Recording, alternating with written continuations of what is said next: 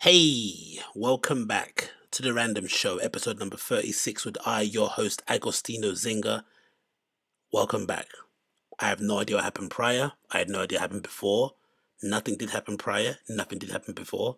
We are here right now, fresh, ready to go, ready to ha ha he he hoo ha and all the good stuff concerning the LA podcast comedy scene. It's a bit of a mouthful, it's a bit buzz to say it, but you know what the vibes are.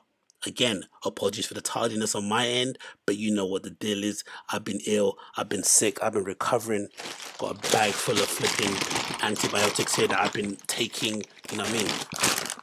So I'm back, ready to go and shit, and ready to roll. But yeah, anyway, here we are. Big up the chat, big up everyone that's hanging in there and still fighting with your boy. I'm fighting with the computers. You guys are fighting with my streams. It's a cohesive relationship. Do you know what I mean? We trust each other, we love each other, and this is what we do, isn't it? This is what we do. We win together, we love each other. That's the vibe, that's the vibe. And sometimes in life, you know what? Sometimes you just gotta turn off a stream and start again, mate. That's what you gotta do. Sometimes in life you just gotta turn off a stream and start again. And that's exactly what we're doing here today. So yeah, episode number 36 of the Random Show. As per usual, like I said previously, I tried my best to keep the pausing and the stopping of all that stuff low, right? Low. I don't want us to do it too much, but still, as you guys can appreciate, this is sort of like a play-by-play talk shit and stream type of situation. Most of these clips, I'm sure if you've got your ear to the ground, you would have seen them already yourself. So if you do want to watch them in full, you know where to go. The Fire and the Kids subreddit and most of YouTube, you can find all these clips are at. So do that if you need be. But I'm going to play them. I'm going to pause them. I'm going to laugh. I'm going to joke. I'm going to snigger. I'm going to make faces, and we're going to have a good jolly old time. It can be annoying, I understand that, but like I said, watch them in your own time if it's that annoying to you.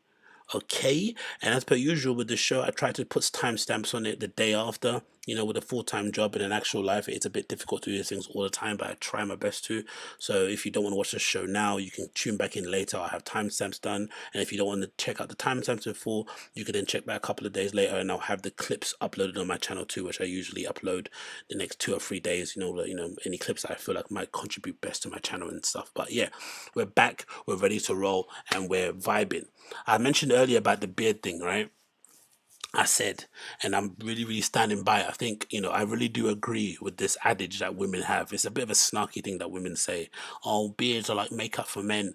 It's true, because I legitimately think I look like a four like this. But when I put a beard on, right, and I got my hair did, and I got a fresh shave, a fresh fade, not shave, I'm definitely hitting like a high 6, low 7.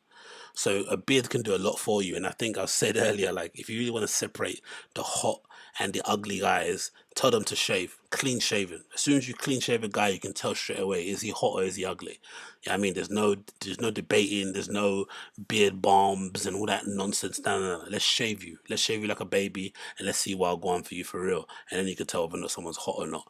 But yeah, I'm not really enjoying this whole clean shaven look, but I had to do it because I was ill and I was feeling sick. And sometimes when you go to an airport or you're on a plane too long, you just want to have a shower because you just want to get all that gunk off you, right?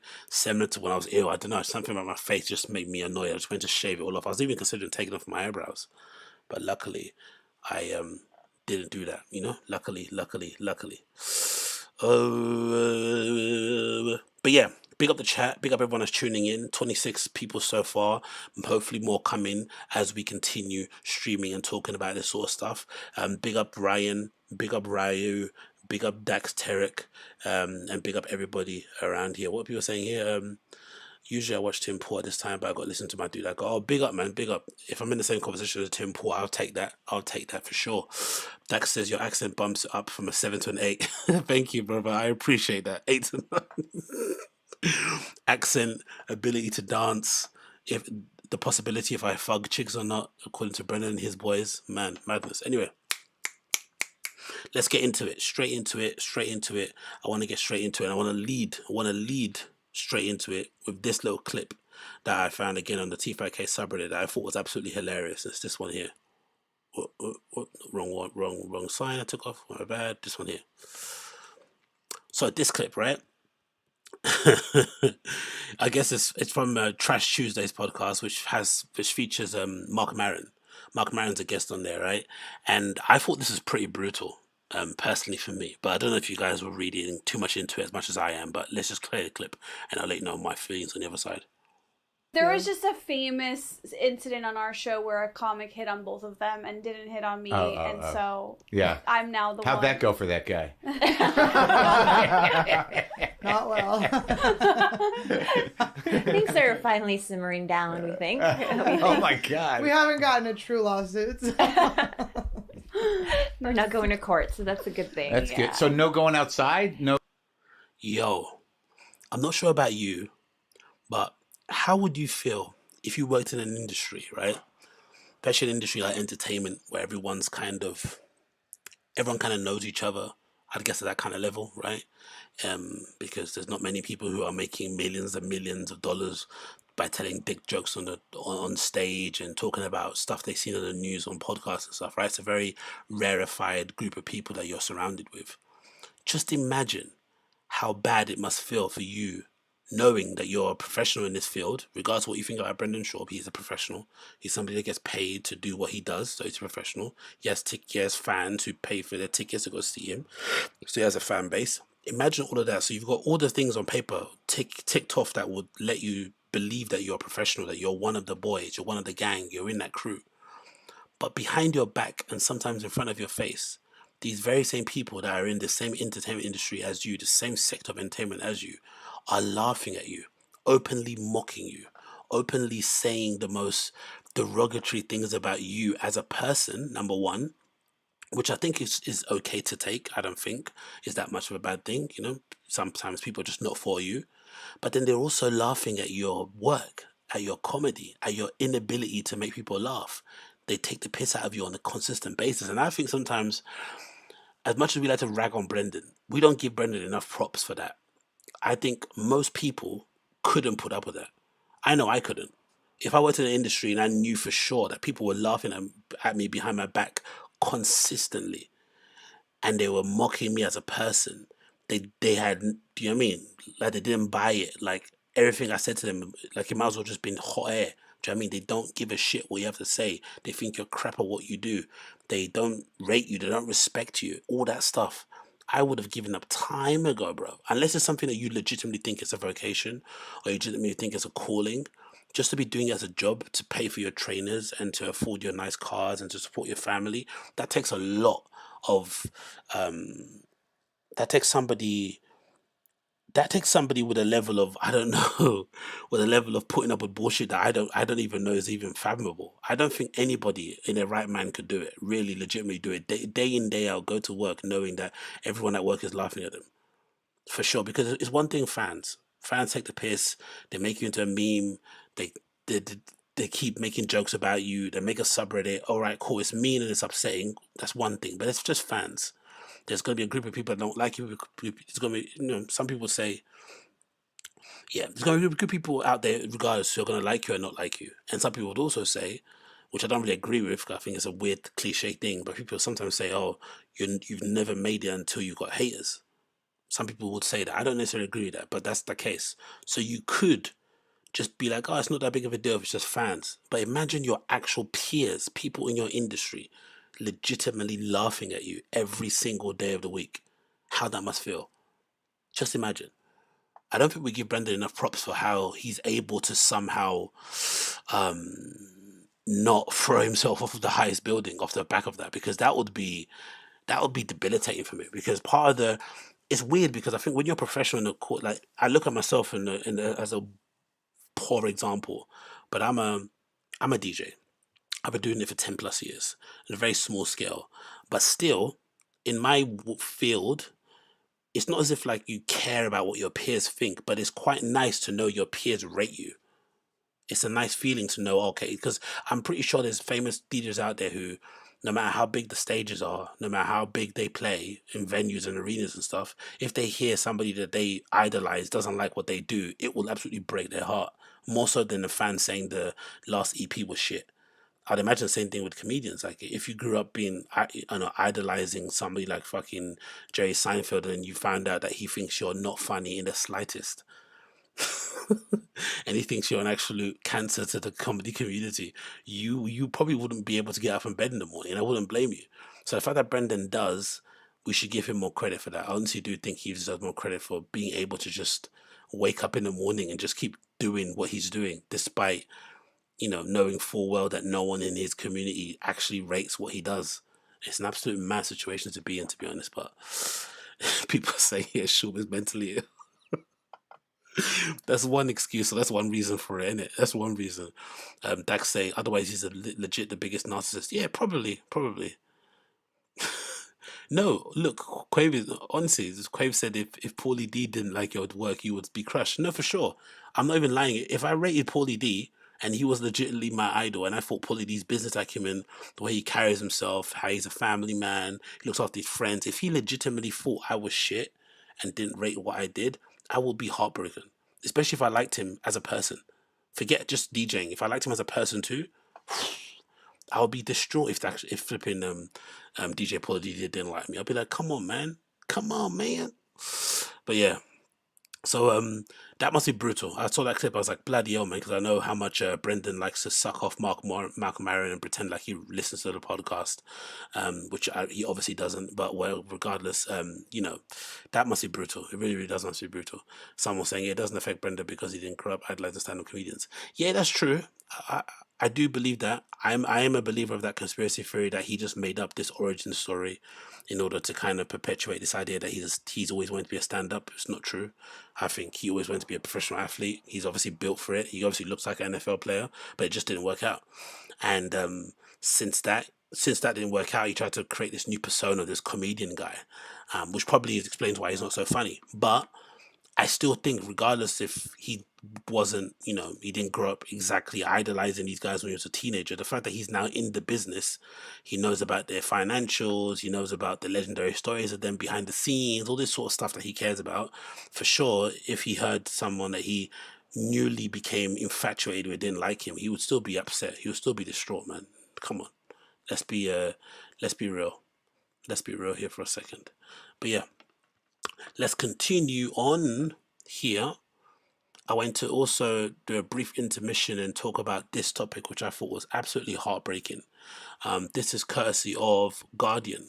It says the following: former Trailblazers player and gentle soul Caleb Swanigan dies at age 25. 25 years old. It's no age to be dying, man. 25 of natural causes is absolutely bizarre, to say the least. And if you're wondering, I recognize this guy. Where did I recognize it from? There was this viral comment that went, I think sometimes during lockdown, I'm pretty sure. This was maybe during lockdown. It was a viral meme or comment that went around, shared by an account called Cross Sports, where they basically featured the kid. And the meme basically says, how the hell did you go? Do you go from, how the hell does one go from this to that in 1 year? And I'm pretty sure this is around the pandemic lockdown times, and everyone's gaining pandemic weight and all that sort of stuff, right? And kind of taking the piss out of him looking one way and super athletic and ripped when he was playing, basketball professionally, and obviously post basketball career looking a little bit overweight. And the caption says, for those who don't know him, Caleb Swanigan was drafted in 26 overall and even played in the NBA just last season. Hope he's all right. Yeah. And then Damian Lillard said the following: he's a current basketball player. He said, if you're going to post this shit with real concern, that's cool, but don't ask how does one go from this to that. Of course, because the meme is mocking him, right? He clearly having real life issues. That's how you don't know what it is he's going through, because a drastic change. If you're gonna be supportive, then do that. But don't ask no shit like that, like it's not possible when you naturally a big dude and go down the dark road. Of course, so clearly showing some concern for him when everyone was taking the piss out of him. And only a couple of years later, he's now wound up dead. Do you know what I mean? Absolutely tragic. The article says as following: Caleb Swanigan, who played for the NBA in the Portland Trail Blazers and Sacramento Kings, has died at age 25. The Allen County Coroner's Office confirmed the local news outlet that Swanigan had died of natural causes. Our thoughts and prayers with Caleb's family and friends, and the world has lost a gentle soul. Last night, love you, Biggie, wrote Purdue, his college team, on Twitter, and obviously there's a tribute there for him. Swanigan had an unsettled childhood and spent most of his time in homeless shelters before he was adopted by a former Detroit Lions star turned basketball agent, Roosevelt Barnes. Swanigan had struggled with his weight growing up and weighed 360 pounds as a 13-year-old. Wow. Just a huge boy. But Barnes encouraged him to pursue his talent as a basketball player, and by the time he finished high school, he was 6'9" and 260 pounds. He made him lose 100 pounds. Wow, amazing. He went on to attend Barnes Alma Mater Purdue and was selected as a 26 overall pick. Alongside his basketball career at Purdue, Swanigan was an excellent student and graduate diploma in educational history. This is even more tragic. Work ethic and competitiveness were unmatched, wrote his former teammate Bryan Callen. No one was in the ballpark as the same as dude. So much fun to be around. My boy forever fly high. I wonder for those of you guys who aren't for those of you guys who are basketball fans more than I am, because I don't really know basketball too tough. Again, R.I.P. to Caleb Swanigan. What's the deal with him? Why did he end up having to retire at such a young age anyway? Because if he died at 25 and that picture of him went viral or was a meme during lockdown, what year was that? I don't know what. Let's say 2021, right? A couple of years ago. So he must have retired, or he must have left the NBA, sorry, like what, age 22, 23 or something? That's crazy. What happened to him? Was it an injury or something? Like, what was the case? Absolutely tragic, man. Really, really, really is tragic. And goes to show what people are going through on a daily basis, and you don't really know what they're going through behind closed doors. You know what I mean? Sometimes being a little bit compassionate and stuff is really the name of the game. But hearing somebody dying of natural causes at the age of 25 is just wild to me. It kind of reminds me a little bit of Ralphie May. When I first found out about Ralphie May, when he passed away, is the first time I found about the cause of death being a broken heart syndrome. Like, people legitimately die, like, just from, essentially losing a partner or a divorce, or, like a kid passing away or something like that. And that's essentially what they're saying Ralphie May that died from, because he was, incredibly, incredibly, incredibly obese, but he was still, but he was still obviously alive for a very long time. So it wasn't the fact that his obesity killed him, actually. It's the fact that he was somewhat, distraught about what was going on in his, like, relationship life and whatnot, man. It's absolutely tragic. Really, really is tragic. But yeah, big up Caleb Swanigan. RIP to him, really, man. Absolutely tragic situation. I don't even know, you know what I mean? What more can you say about stuff like that? What more can you say about stuff like that? Moving on quickly. Going to talk about this. What's someone saying here? Querv saying sometimes NBA players just don't do well in their first year or two and go down the D League, and then they get them even more down, and they end up just kind of disappear from the sport. Okay, so is the D League a real big dip? Is the D League a real big downgrade from the NBA? Like, because I know in England we have Premier League football, obviously, right? But the standard of football is really high still, and you still get paid quite a lot. So even if you don't make it playing in professional football in the Premier League team, you can still have a pretty decent career playing in the Championship, playing in League One, playing in League Two, even. Do you know what I mean? Those three divisions underneath the Premier League are still pretty competitive. They play pretty well too. You don't have to work a second job or anything. You're fairly, I wouldn't say famous, but you're probably well known in your local area and stuff. If you're good enough to play for a foreign country, you can still probably play for an international team. I wonder if it's the same with basketball, or is the D League really, really, really bad compared to the NBA, to a point where, like, it's not even worth it. Oh, it's a big leap off the cliff. D League, okay, cool. But yeah, RIP Caleb Swanigan, man, mad. Next news I want to quickly talk about was this. You guys seen this? This is fucking gnarly, innit? I love Elon Musk, but this is bloody nuts. So this is courtesy of Reuters. It says Elon Musk's child seeks name change to sever ties with father. Absolutely brutal stuff. So it says as following. Elon Musk's transgender daughter has filed a request to change her name in accordance with the new gender identity. And because... So that's one thing that's one thing that really caught me off guard of the story. It's one thing changing a name because of your gender, right? You want to be a new person, like you feel like there's another person trapped inside of you. You want to embrace who you actually really are. You're coming of age now. Cool, do your thing. But then to add this a bit at the end, and because I no longer live with or wish to be related to my biological father in any way, shape, or form. That definitely is an indication that they were not on good terms in the slightest before transition, and now I'm guessing as they want to, pursue their life as whatever gender they choose. It goes as follows. The petition for both the name change and a new birth certificate reflecting her new gender identity was filed in Los Angeles County Superior Court in Santa Monica in April. It came to light recently in some online media reports. The former Xavier Alexander Musk, who recently turned 18, the age of consent in California, has asked the court to change her gender recognition from male to female and to register her new name, according to the court papers available online from Plain Sight. Her new name was redacted from the online document. Her mother, Justine Wilson, was divorced Musk in 2008. There was no further explanation of the rip between Musk's daughters and father. I wonder if that's. I don't even know what this person actually looks like. I've never actually seen what Elon Musk's kid looks like apart from the one that's got a name like a plane.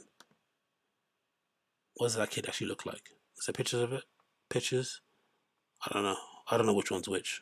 I guess one of them is something. But anyway, absolutely tragic, isn't it? Just imagine what he must be like in real life. Because that's the thing. As much as I love Elon, and I think he's an absolute genius, like a real life flipping, what's his face? Iron Man. There's no denying that being that smart, unfortunately with life in general, this is just the way life is. You can't be that intelligent and also be a beast of a dad, and also be an amazing partner, and also be an amazing brother, son. Do you know what I mean? It just doesn't work out like that way. God doesn't give us everything like that. Some things have to kind of be imbalance in your life, and it's no surprise that my man's had a string of relationships, string of baby mothers, you know I don't know, complicated family dynamics and stuff. It's no surprise that shit happens. It's a real mad one. But for your kid to go to this level, because I remember when I was younger, I'm pretty sure we've all done it. You know what I mean? When you've kind of gone through a rough patch with your parents at home, and you're like, I don't like getting out. I want to do stuff on my own. I want to move out. You pack your stuff. You want to run away or whatever. You look about changing your name, or what's that thing called? Of like not having a carer. I forgot what that term is. Something like that, right? We've all kind of done that thing where you're kind of just acting out, but not to the point where you're like counting down days when you turn 18 to file papers in the actual court. That's absolutely wild. That goes to show that behind the scenes, like, either they just didn't get on, which I guess is just one of those things you have to kind of, I guess it's a reality as a parent, you have to kind of just come to terms with. You might have a kid that just doesn't like you, and you did nothing wrong, you know what I mean? Or you just don't get along too tough because you just butt heads personality-wise. But yeah, fucking hell, absolutely brutal. Really, really, really, really brutal. My man's got a look. And again, I think this comes on the same day as it got leaked from the news that allegedly or supposedly that the Twitter deal's gone through, right? The board have approved the Twitter deal that you put through, I think like whatever package it was. So on the same day you get that amazing news, you also get the news that your firstborn kid that wants nothing to do with you at all, zero. Absolutely wild. I don't know what I'd do if that was me, man. People are saying on the chat here, kids be good to your billionaire father for your own sake. Sebastian says here, what are chances Elon Musk's daughter is transgender at such a young age, or is she mentally messed up because of the bad parenting or weird family dynamics? Yeah, I'm not too sure, to be honest. I would imagine, personally for me, I would imagine that somebody at that age who's transgender, for the most part, I would give them the benefit of the doubt. I don't think you just wake up and you want to be trendy and you just want to be transgender at that age. I don't think so, especially to go to that length to kind of change your name, to change how your ID had represents you and stuff. You don't do that just off a whim of being like, oh, emotional or of being a little bit upset or depressed. No, I don't think that. I think that's something you definitely believe in your soul. And also, I think with this kid being the son of Elon Musk, or now the daughter of Elon Musk, I don't think this kid's a dummy. To be honest, I don't think this kid's a dummy. I think this kid's probably incredibly intelligent to the point where they would research and understand the laws around care and all that sort of stuff, and know that you can do this at 18 in a state of like LA, like California, all this sort of stuff. Like, I think this, I really, really do think I really do think this says a lot more about Elon Musk's parenting than it does about the person. I really do think so. But again, what do I know? So, moving on quickly. I wanted to talk about what did I talk about? Oh, you talk about this. That's right. I want to talk about this. That's what I want to talk about. I want to talk about this. So, as most of you are aware, Chris D'Elia got married, didn't it, recently, right? Chris D'Elia, also known as a diddler, as people like to call him now, which is absolute brutal nickname to give somebody, a diddler. But anyway, Chris D'Elia recently got married, and it looked nice. It looked lovely. Do you know what I mean? He looked good in a suit. His wife looked amazing in her outfit. Not going to lie. Congratulations to them. He's holding up his son, who looks like an absolute menace. Do you know what I mean? Right? Enjoying life, having good times. Absolutely incredible to see, right? Weddings, all that stuff are always good. I've been to one. I've been to one in my adult age, and I cried like an absolute baby. So if you're going to invite me to a wedding, please make sure you give me loads of napkins and tissues and shit, because I will cry and cry and cry. Nothing better than seeing like love, you know what I mean? But it also got me thinking about everything that he's been through the last couple of years, right? It's been absolutely brutal last couple of years for him. And, you know, as per usual, life is fucking weird like that, where you go through such a traumatic time that he went through when he was accused of all that sexual misconduct stuff with alleged underage girls, and then you kind of cap it off with this amazing wedding and obviously the kid in between. Do you know what I mean? Like, life is just weird like that. You go through hell and then you come out the other side and you're shining. So I'm sure when these darkest moments, you'd ask Chris, would he picture himself smiling like this, ear to ear, holding his kid next to his, you know, his wife to be, or his wife at the time? He probably wouldn't have thought that, you know what I mean? He probably wouldn't have thought that would be a reality. But it also got me thinking about what actually occurred, and the wife as well included into it. Like, if you're Chris D'Elia, surely at this point, if he gets to this point, that kid looks like this. If he gets to this point, right, you have to make a promise with yourself. Promise of yourself, a promise of your spouse, that you are never, and I repeat, never ever going to do what you were accused of doing ever again. You have to, because any woman that would legitimately marry somebody who's been accused of what he was accused of, you really, really deserve the world. Like, you deserve everything. Like, everything. You deserve loyalty beyond loyalty. Like, if you need an arm amputated, he should be cutting it off with with a butter knife in the kitchen. Do you know what I mean? With a fucking banana in between his mouth. That's how deep it should be. There should be no questions asked. No questions asked.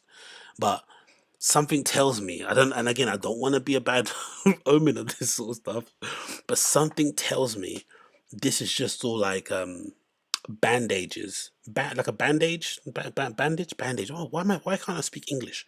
This feels to me like a bit of like him trying to cover an open wound with a bandage, to me personally, because it's happened a bit too quickly, in my opinion. Everything you've kind of gone through, dealing with what you have to deal with, the crumbling of his career, all this sort of stuff, to go all the way straight to marriage, and then to suddenly turn into this like quasi family man thing. I don't buy it, man. I really don't buy it, and I don't think it's a bad thing, because I think in general, when it comes to Chris D'Elia and stuff, right, I feel like that whole exposing thing that happened with him with underage girls and stuff, I don't necessarily think it was as bad as people make it out to be, because if anything, it revealed who he actually really is behind closed doors. He was pretending to be one person, and then of course when those girls all came out, we all kind of saw, oh shit, this guy's a real horn dog. Do you know what I mean? He basically uses a tour as an excuse to just hook up with girls or hook up with his fans. You know what I mean? And sometimes they happen to be really, really young. So if anything, that whole affair should have been, I think, a point to maybe just accept who you actually are and embrace it. It doesn't mean you should go around and turn into Leonardo DiCaprio and start dating only models under the age of 25 and shit. But I think there should have been more of an acceptance of that's part of who he actually is, as opposed to no, that's not me. Now suddenly I'm a family man. Now I'm just posting pictures of my kid. Now I'm getting tattoos on my neck, 40, representing my woman. Like, all this nonsense. I just think it's just dumb, because if anything, it just kind of denies who you are, and it kind of puts off the inevitable, which will be ending up, relapsing and doing what you did before, because that's who you actually are. You've been doing it for years anyway. I don't know if you could just change all of a sudden in the course of a day or in the course of a wedding or something. So optimistically, the optimist in me would be like, you know what? I would love it if this would be the point where this is like a redemption. This is like the point where, okay, I'm a new man now, you know, I'm promising you, wife, because legitimately, like I said before, like the fact that this lady is willing to marry this guy after everything that's gone on is mad to me. It's the same way how I can't understand, and I wish maybe I could read maybe I watch a documentary on it or something. I would love to find out what goes in the mind of a woman who kind of ends up marrying like a serial rapist or something. Do you know what I mean? Those kind of abhorrent crimes where somebody brutalizes a woman, but then another woman decides, you know what, I want to marry him. It's a bit different from like women that like to hook up with jailbirds, because, you know, guys can be in prison for a number of things. It doesn't always need to include violence against women. But I mean specifically the type of woman who is okay to overlook like sexual misconduct, rape, underage stuff, loads of adultery, all that kind of stuff. I want to know what goes into the mind of those women. Like, you know what? I'm going to be different. I'm going to be one to change them. I'd love it. I'd love it. I'd love it. I'd love it. I'd love it. But yeah, it would be nice to see, it would be nice if this was the point where he changed for real. Okay, cool. I did what I did. I fucked up. I messed up in a big way, but I'm going to be a better man for it. But something tells me this is just papering over the cracks for me personally. But I don't know. But again, I hope for the wife's sake it isn't the case, because she seems absolutely lovely. From the clips I've seen online of them interacting with each other, she's legitimately seems like she's actually funny, like legit funny, not just like, oh, like a hot girl that makes a joke. No, like she's actually got, you know, good chops, good banter and whatnot.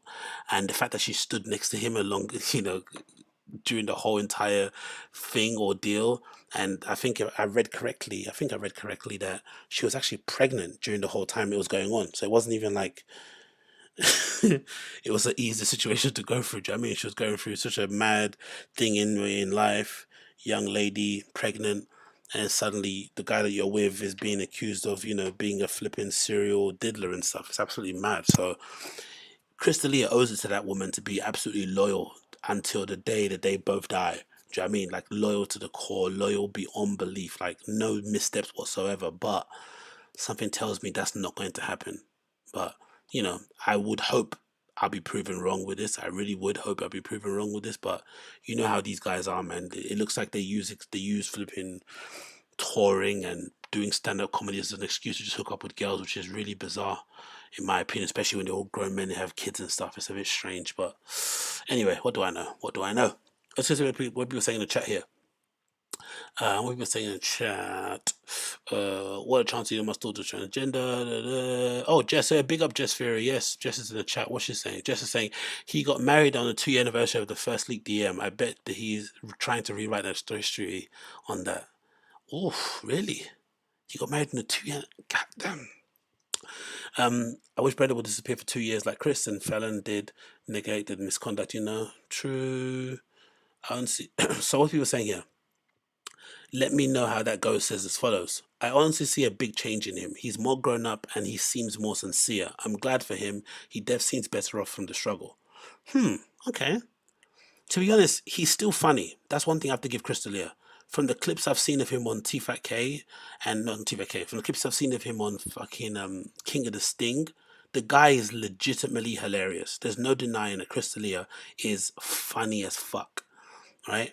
It's a shame he's not as funny on stage as he is on podcast, but you know, we all can't have everything in the world. But he's legitimately hilarious, and you can tell he's starting to be funnier because he's, you know, starting to get over that whole trauma of what he went through. But beforehand, he was like looking like a mummy. Do you know what I mean? He was still in a bit of a daze about what had happened and what had occurred in terms of his career. But what can he do? Steve Harvey Oswald says, remember that looks on his face when he found out about the screen caps? Oh man, that look of terror on his face, man. I think all men can relate to that look of terror when you think you've done something fucked up and you're not sure if you got caught. But the level of fucked up that he did is another level, mate. I mean, like, fucking Snapchat cheating is mad, isn't it? I still listen to all Delia's podcasts, and you can tell the whole thing has really damaged him mentally. I don't think a scandal automatically cancels out the fact that he's funny, though. Yeah, exactly. See, talent is irrespective of character defects. No, for sure. I've said for the longest time here before on the show. I'm not sure if you guys have listened to me for a while, but my opinion on counterculture has always been as follows. I'm not a fan of it. The only cancel culture that I like is a type where your fans decide they don't want to listen or watch you anymore, and then you have to basically disappear into the abyss. But the idea that gatekeepers and platforms and stuff can tell you when you can have a career and when you cannot have a career, I don't like at all. Like I prefer much if the fans decide, no, we think you're a cunt, we don't want to support you anymore, and then they stop buying your tickets, they stop tuning into your show, and you die a slow death. But the fact that these platforms can come in and say, no podcast for you, you get a podcast, you get sponsors, you don't get sponsors, I hate all that shit. I think that's absolutely horrendous. So if Chris D'Elia fans still like him and want to listen to him, rant and do jokes and shit online, why not? He should be free to do so. Do you know what I mean? Regardless of how repugnant what he's been accused of was, it just is what it is. I think art should always exist like that.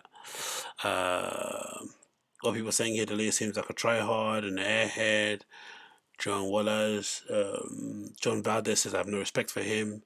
Ooch says we wouldn't cancel Gravity if we found out Isaac Newton was a creep. That's a bit of a mad stretch, but I get it. Ryan Anderson says, what's up, man? Big up, Ryan Anderson. Big up, big up.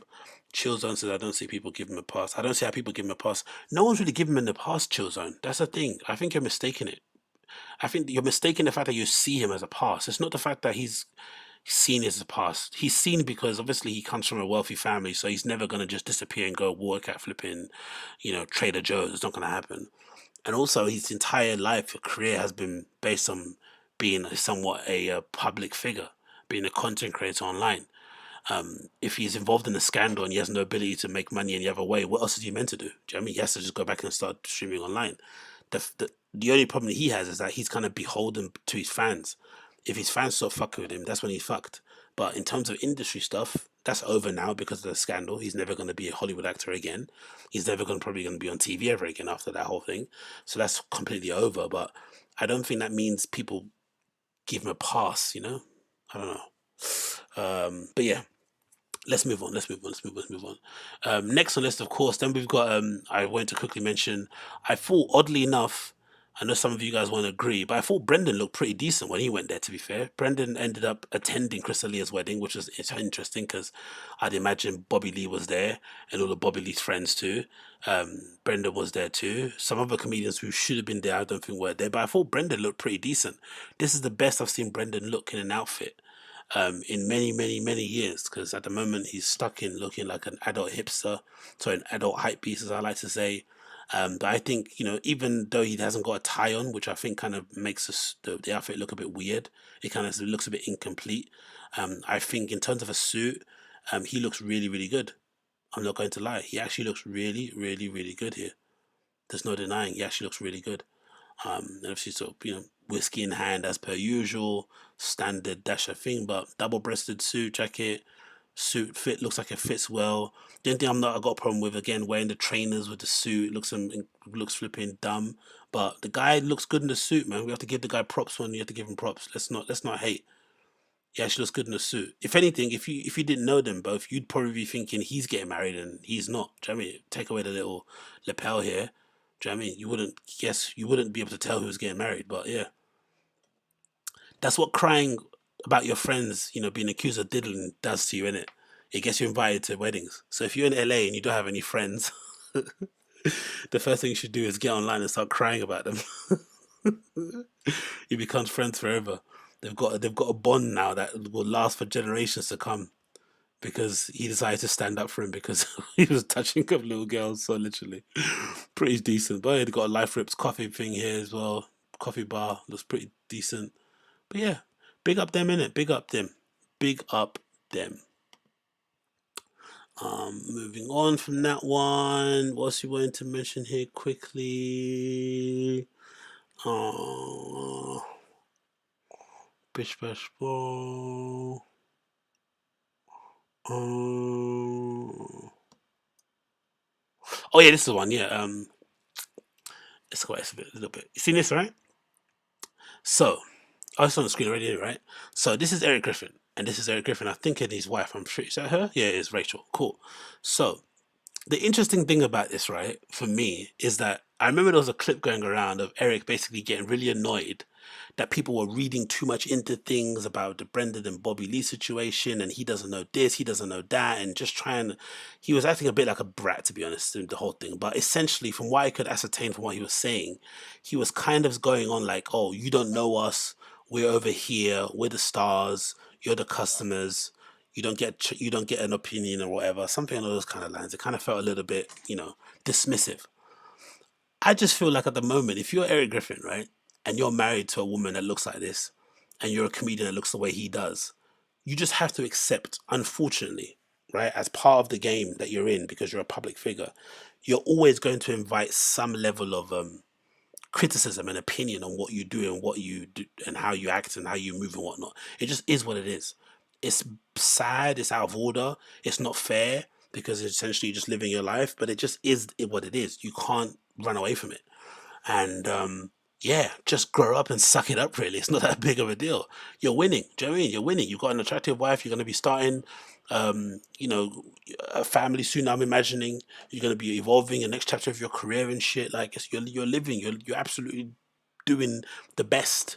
You know what I mean? You're living life is absolutely ripping for you in the biggest way possible. To sit there and start telling people how they should and shouldn't react to your content and what they should and shouldn't say, it's just a little bit losery, in my opinion, personally, for me. But again, big up them too as well, because they recently got married as well, so everyone's getting hooked up, everyone's getting married. The one thing, again, I mentioned, I think in the previous show I said before, the one thing I do like about them though is that they generally look like they're in love. They generally look like they like each other. He generally looks like he loves her, she generally looks like she loves him. And I feel like it's so beneficial for my listening ears as a podcast fan to hear stand-up comedians actually talk well about their spouse. Apart from Bill Burr, who talks amazingly well about his wife, I can't think of any other person on the podcast scene who actually kind of adores their wife, their partner. And I think the women in the podcast, and so the women in the comedy scene are some of the unheralded heroes of that whole flipping community. These women hold down entire households whilst their adult baby husbands run around the world and go tell dick jokes on stage and try and get flipping 18-year-olds to suck their dicks. Do you know what I mean? It's just like they do a lot. They hold down entire families, entire households. You know what I mean? They kind of do a lot of stuff. Some of these people, I'm assuming, some of these wives are probably community managers. They're handling their social media behind the scenes. They're touring, they're accounting and shit. They do a lot. So it'll be nice for a change if maybe we do get to see with Erik Griffin and these types, maybe Chris D'Elia's future going forward, that they kind of use an opportunity to maybe, let's talk well about our spouse. Let's actually lift them up. Let's actually give them props, give them praise, instead of making it out as if they're like the scourge. Do you know what I mean? They're like the ball and chain. They're the reason why they're not doing certain things. Like, come on, brother. Like, any woman that would legitimately marry a stand-up comedian, knowing full well what that lifestyle brings, you're an absolute keeper of the highest order. Do you know what I mean? Keeper of the highest order. So yeah, big up all them getting married and hopefully growing up. And who knows, maybe that whole scandal, right, with Chris and Bryan and everyone, maybe it was a big wake-up call for all of them in terms of realizing, hey, people are watching. You guys aren't as unfamous as you think you are, or non-famous as you think you are. Do you know what I mean? Let's start tightening things up a little bit so we don't get caught with our trousers down in public. You know what I mean? Let's be real. And of course, Bobby Lee was there too. Hilarious. No Brendan in sight though. That must be an odd relationship to be through. I'm sure most of you guys have been in that position before, where you're friends with people who aren't friends with your other friends. It's really awkward, isn't it? Like, and sometimes, I know I've had it before in my circle, a group of friends. Why am I not talking properly? In my group of friends, I know I've had it before as well, where it's mostly come off the back of like fights and shit, like serious stuff's happened and gone down, right? But it's not really come off the back of really salacious shit like what Brendan was accused of, right? Essentially trying to fuck Kalila. Do you know what I mean? It's not off of that, but it's usually off of something happening on a night out. Maybe someone said something to you while you're drunk. Maybe you lent someone something and they broke it and they acted like it wasn't a big deal. You know, that kind of like little disrespectful things that can kind of really get under your hair, under your skin. But imagine how weird it must be to be in a friendship group where like one of your friends tried to hit on one of your friends' wife. But then you're still friends with him and friends with the other guys. Like, oh, it's so weird. It's so unnecessary. It's so Real Housewivesy, isn't it? It's very gay. Weirdly enough, even though it shouldn't be, it can't be, of course, but it is very, very womanly tendencies to be in that kind of predicament in general. And the fact that they've been taking his picture as well, knowing full well what people are going to think online, it's just, it's just, I don't know, man. I don't know. I think they're all a bit. I think they're all a bit. I think they're all a bit weird. And then what's Dane saying here? The fact that Brendan didn't directly answer Bobby Lee when he says you give my girl fug eyes, sus, man. Yeah, for sure. I don't know, man. Like, again, I've not had the pleasure of dating women who are like considered legit like 8s or 9s or 10s and shit. But from what people are saying online about Kalila, I don't really know how to judge because I'm in the UK. I don't know what California is like, but people make out like Kalila's like legitimately like hot in real life. So if she's that hot as they make it out to seem she is, and people think Bobby Lee looks like a guardian gnome or something, I don't know what that is like for a dude to date someone like that, knowing full well everyone in the room thinks that you don't deserve her or something. It must be a weird feeling. And then to go the extra step, to have somebody in your friendship group decide that you don't deserve her to the point where he's going to try and hook up with her, is like, oof. That must be a hard pill to swallow as a dude. I don't know. Again, I've not had the pleasure of dating somebody that's like an 8, a solid like world 8 and upwards. You know what I mean? Like a model kind of type person. I know that must bring its whole type of issues onto itself, and you know what I mean. But what can you do? Moving on here.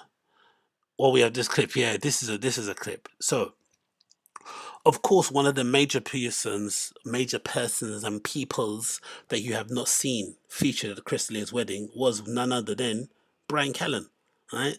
The guy that,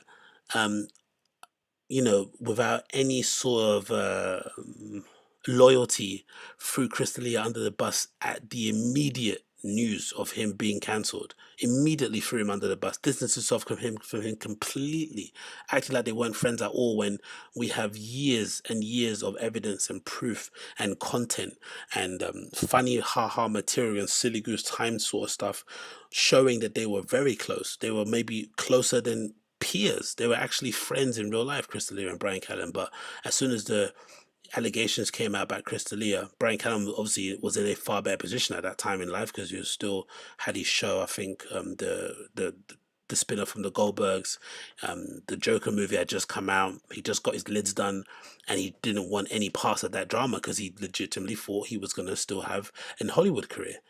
And as karma would have it, a few weeks later down the line, he then gets accused of a far greater crime, in my opinion. It's one thing trying to go after girls who just turned 18, but allegedly R-wording somebody is on another level. He gets accused of that, and suddenly everything goes to shit. But then since then, for some reason, again, Chris has got a much bigger heart than I have. Even if I'm guilty of diddling, even if I was guilty, the fact that you're my friend and you throw me under the bus publicly in that way, you are dead to me forever. Every time I see you, I'm punching your face off your shoulders. Every time I see you, even if I'm guilty. Do you know how nuts that sounds? Even if I'm guilty of what I've been accused of, every time I see you, I'm beating you up because we're friends. So the fact that Chris D'Elia flipping forgave this guy says a lot about Chris, or says a lot about their friendship, that he was like, you know what, nah, you're my boy, man. I know why you did it. I know because you were scared and you were frightened about your career, but I would have not had it in the slightest. I would have legitimately gone, I would have seen red. I couldn't have done it. And this is a clip kind of showing their friendship, over the years. And this is courtesy of the Frighten the Kids subreddit. I'm going to play it here for you so you can see what the title is and you can check out yourself if you want to. We're going to play it, pause from time to time, and we're going to see what their friendship was actually about, especially in light of the wedding that just happened. I hung out with Chris all the time on the outside of. I never hung out with Chris once. Yeah. I had dinner with Chris exactly one time at Swingers at 11 at night, but I never spent time socially with Chris. What an absolute coward. What an absolute pussy. And you know what is also weird about this? Looking back at it, you can tell how frantic and how scared he is because he's I mean, how he's talking, like he's kind of out of breath. You can tell he's fucking lying through his teeth, and he's trying to save his career, and he's trying to save reputation. He's trying to do everything. He wants to appear like the everyman. I'm the greatest friend. I'm also the greatest career guy. I'm also the greatest moralist. Like, fuck off. Like, honestly, man. I hung out with him one time. Really, one time, yeah? All right, cool. You know? Hi guys, Chris D'Elia is here to tell you to come see me at the Helium One time. tomorrow. Actually, no, Thursday, Friday, and Saturday. Get your days right, first of all. Thursday, Friday, And no, Saturday. second of all, I'll be at Helium Comedy Club. I'm telling you, crushing it. I'm telling you. This. I am his favorite comic. No, and I'm his telling you, inspiration. if you're going to go see Bryan, He's the open I will forum. refund your tickets, fly wherever. I'll spend money for your plane flight to come see me. No, How's that? you don't have that kind of money, bro, because I got fans. Hey, dude, I don't mean to be shitty, but I don't. Is my friend. I've always been in touch with Chris through this whole time that he's had his ordeal. And when I say I didn't hang out with Chris, I'm saying I didn't hang out with him because... Who's he trying to intimidate with that fucking weird bird face of his? Like, honestly, what an absolute redux.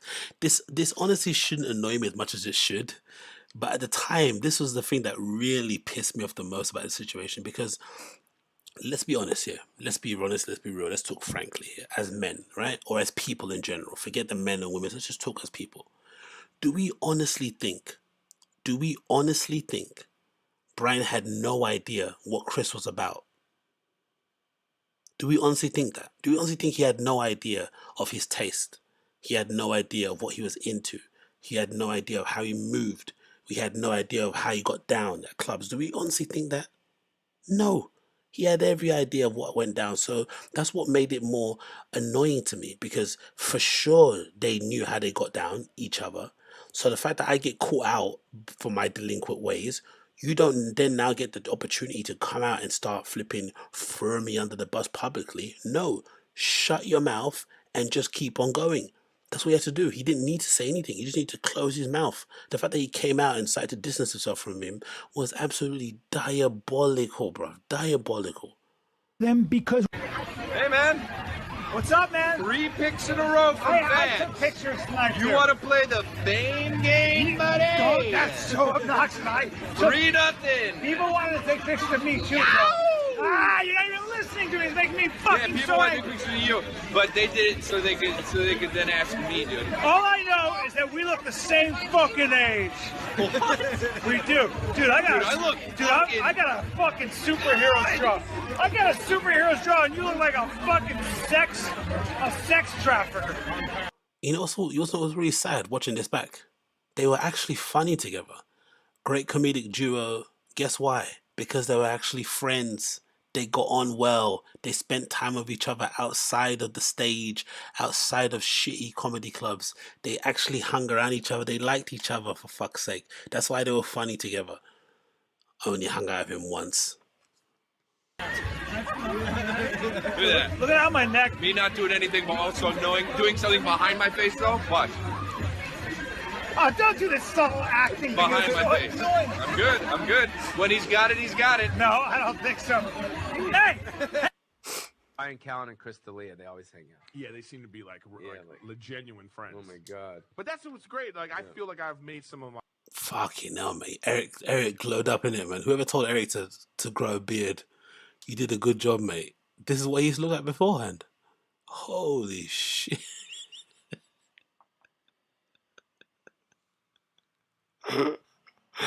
If I think I look like a 4 without a beard, what do you think Eric thinks he looks like? Holy shit.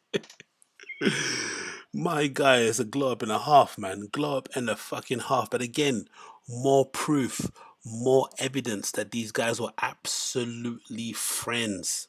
They were friends. They were lying to each other. My best friends of my life. Like, Are you going to D'Elia's wedding on I'm Saturday? going to be in Greece. Oh, that's right. You're missing it. Yeah. Are you going to go? Oh, yeah. Good. Yeah, good friend. I Hashtag wanted good to. friend. No, I yeah. know. No, but hashtag I good wanted friend, to you go know? bad. After everything that's happened, after everything that's occurred, the guy couldn't even make time to go to the wedding. Somehow on that same week, that flipping Chris D'Elia was getting married. The same day he was getting married, he was somehow going to be in Greece. With who? Who do you think Callen's going to Greece with? Daddy and mummy, of course, isn't it? It's incredible, man. This guy is like an adult trust fund stand-up comedian that kind of larps as like an everyday man. Like it's incredible, really. Even all that stuff that happened about the alimony, all that stuff, people going, oh, he's got to pay so much money at the divorce. It doesn't matter, bro. The guy's a multi-millionaire 2 times over. You know what I mean? I'm pretty sure his will is going to be absolutely astronomical. Don't be surprised as, again, God forbid, but don't be surprised if his pops ends up passing anytime soon and he starts purchasing some mad crazy stuff. Don't be surprised, my friends, because this man is loaded. Go bad. Throw this up on your Instagram, man. Hey, everybody. Unfollow Bryan. But yeah, there we go. Not so much good friends. Ended up being good friends again. But I don't know. Like I said before, Chris D'Elia is a much better man than I am. I couldn't do it, man. If somebody betrayed me like that, knowing full well, and the reason why I'm saying it's a betrayal, because I know what he got accused of was flipping heinous. I know it, but let's just work under the assumption or the thinking that most likely they both knew how they got down. They both knew how they got down. So now that I get exposed to the world, you don't now get the opportunity to bury me. No, you don't get to bury me in front of her and then try to be my friend after the fact. You can get fucked. But yeah, yeah, Dane, Will Sasso doing Steven Seagal here. Will Sasso is fucking hilarious, man. I miss him a little bit on the podcast scene, but I'm actually happy that he's doing his own thing. He's got his own show. He kind of hangs out with his own people. He's got a solid flipping acting career. He actually looks like he loves his wife, which is great to see, or his partner. He looks like he loves his pets. Like he's actually having a good time. So yeah, so big up Will Sasso. Big up Will Sasso. Moving on from that one, we've done that already. What else you want to talk about here? Oh, we don't want to do that one. That one I don't really give a shit about. Let's talk about this one. Yeah, this is pretty good. This is pretty good. What's his name again? This guy's name. Oh, fucking hell. What's his name from Cum Town? What's the guy's name from Cum Town, everyone? Remind me, what's his fucking name? The comedian from Cum Town that everyone in LA is now sucking him off, weirdly enough, which is strange to see. But yeah, is it Stavros? I think it's Stavros, right? I think it's Stavros. The little semi-bald fat dude. I'm sure it's Stavros. Yeah, Stavros, him. So Stavros was on the Bert Kreischer's podcast recently, and this clip came from it, again, courtesy of the Fire and the Kids subreddit, which I think is absolutely incredible, because this is the first time that I think we've seen someone who isn't in that kind of LA comedy sub-orbit, whatever it may be, calling them out on a specific point that I see get spoken about a lot on the forums. People always make a point about this being the one thing that annoys them. I know for me, being a real big Joe Rogan fan, this is the one thing that always used to piss me off about Rogan. Whenever Rogan would start talking about people that work like regular jobs, and he'd make it seem as if like everyone that's got a 9 to 5 hates their job and they're all itching and dying to be making handmade furniture and knives and all this sort of nonsense and barbecues. I don't know. He has this weird idea in his head that somehow every bit of work that doesn't include you pursuing your passion is somehow meaningless and doesn't have any sort of benefit to anybody. It's just bizarre. Then on the back of that, he also has this weird thing that he always says about when it comes to stand-up comedy in relation to people that pay to watch him perform, and he refers to them as like civilians or whatever it may be, and it would usually be in kind of jest, like, oh, I was making a joke with this guy and he's a civilian, he's a regular dude, he didn't get what I was talking about, he doesn't know what I'm talking about, he doesn't get it, as if like civilians don't have any idea how jokes are formed. You know what I mean? Like, we're living in like 2 different planets. It's a completely detached from reality point of view, like, and it really, and if anything, it's kind of one of those point of view that kind of exposes you or kind of lets you know that these guys aren't like us. Do you know what I mean? They, even though they try to LARP like they're regular guys, they're not really regular guys, because essentially they're all multi-millionaires and they're all fairly unintelligent too, because they essentially made a career off of telling dick jokes and flipping bars and bars and pubs around the country. I mean, you don't exactly do that by spending time reading and shit. So it's good to see that Stavros finally called him out on that point, because it's always something that's always kind of bugged me. And of course, the person that said it was Bert Kreischer, because, you know, he loves to kind of repeat those little cliche points about comedy because it just sounds good in the sentence, but it doesn't actually mean anything. So yeah, let me play this clip so you can hear what they say.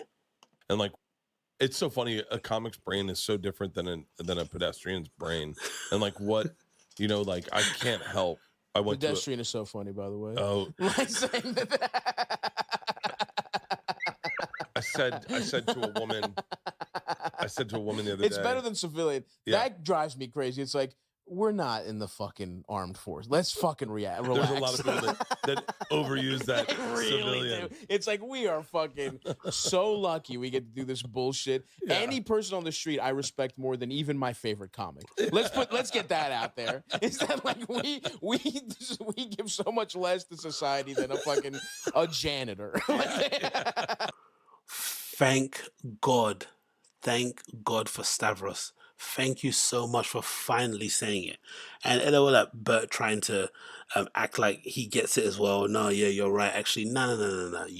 You love all that fucking civilian nonsense talk that fucking that Joe Rogan loves to peddle all the time, because it makes you guys feel important. But I don't necessarily know where that even started from. Where did that all come from? This idea that somehow civilians and pedestrians and whatnot, all this stuff, don't get jokes, or they don't understand what it is to be a comic. Like, what the fuck? You motherfuckers just go on stage and just tell shitty jokes on there. Most of you aren't even good at what you do. Most of them aren't that good. They're not that good, mate. They're flipping terrible at what they do. And yet they are flipping telling you that, oh yeah, you don't get these jokes, man. These jokes are too highbrow, man. It's like, what the fuck are you talking about? Go look after your children, bro. The kids need tucking in, need looking after. But anyway, Steve says Joe elevated comics to an unfounded level. You're true. Joe doesn't do anything. I really started questioning Joe's character and mindset recently due to his circle of friends and people considering themselves friends and coming from serious Joe Rogan support. No, to be honest, I don't question Joe that much in that respect, because I still think, in terms of incredibly rich media types, he's still really cool. It's very rare nowadays I can think of anybody that's on his level that isn't a complete dickhead. Everyone's got an element of dickheadness about them. It just is what it is. When you get to that kind of level and you get that many adults, like, imagine how, like, just picture it for 1 second, guys, right? Joe Rogan became incredibly famous when he was doing that show, right? That reality TV show. And he must have been, what age was he? Was he like in his mid-30s, late 40s? But then he became an absolute stone cold multi-millionaire, close to being a billionaire in his 50s, right? And now he's like a household name. He's basically like the male version of Oprah. Most guys getting that kind of attention and getting that kind of adulation, especially if you're doing something, it's just podcasting, right? Talking to a microphone, it's not that big of a deal. It's going to do something to your head. It's hard for it not to change you. So the fact that Joe Rogan has stayed fairly similar, fairly same throughout the entirety of the time that he's been doing a Joe Rogan podcast says a lot about him. Do you know what I mean? He could be worse. That's what I'm saying. I think I know he's, especially when he started making those comments about UBI, I was like, wow, bro, this guy is completely changed, isn't it? He's completely gone to the right, completely. He moved to Austin and he completely adopted their entire politics completely. And obviously he's anti-union stuff. Like, he's a bit weird in some regards, but overall, I still think in terms of cool multi-millionaire media types, Joe Rogan's definitely at the top in terms of how safe and chill he is for the most part. And also the fact that one thing that I think he doesn't get enough credit for, which he should get more credit for, is the fact that he is so unselfish with his platform. He will have people on there legitimately who you've never heard of before, and allow them to go on there and, you know, promote themselves and sell out, and, you know, and sell out of their books and shit, promote their shows, showcase their skills, their talent, whatever it may be. That platform, it's really undemocratic in that way. If he likes you and he's a fan of you, he'll get you on the show. It doesn't matter who you are. If you got 10 followers, 1 follower, or 1,000 followers, that's something that I think doesn't get enough props. He doesn't get enough props for, because people take it for granted. But more people don't do that. You know what I mean? The fact that he's so nice like that goes a long way. And I'm sure he does many things for people behind the scenes too that people don't talk about as well. Like, he's a top lad in that respect. So yeah, he can be annoying, but I still think you know, overall, when you weigh up everything, I still think it's more good than bad to him personally. Holy shit! What did the cat say? So chill that he choked out a female comic at a comedy store and Mitzi paid the hospital. Excuse me? Is that true? Did that actually happen? Kat, can you please explain? I've not heard this story. Holy shit, is that true? When did that happen? I've been a Rogan fan for a while, bro. I've never heard of him choking out a fucking, was that a female comic? Cynthia Levin. Hold on, let's Google this. This is mad, bro. Cynthia Levin. Joe Rogan. Okay, cool. Oh my god. You are right. Holy smokes. Look at the first thing that comes up when I search for it.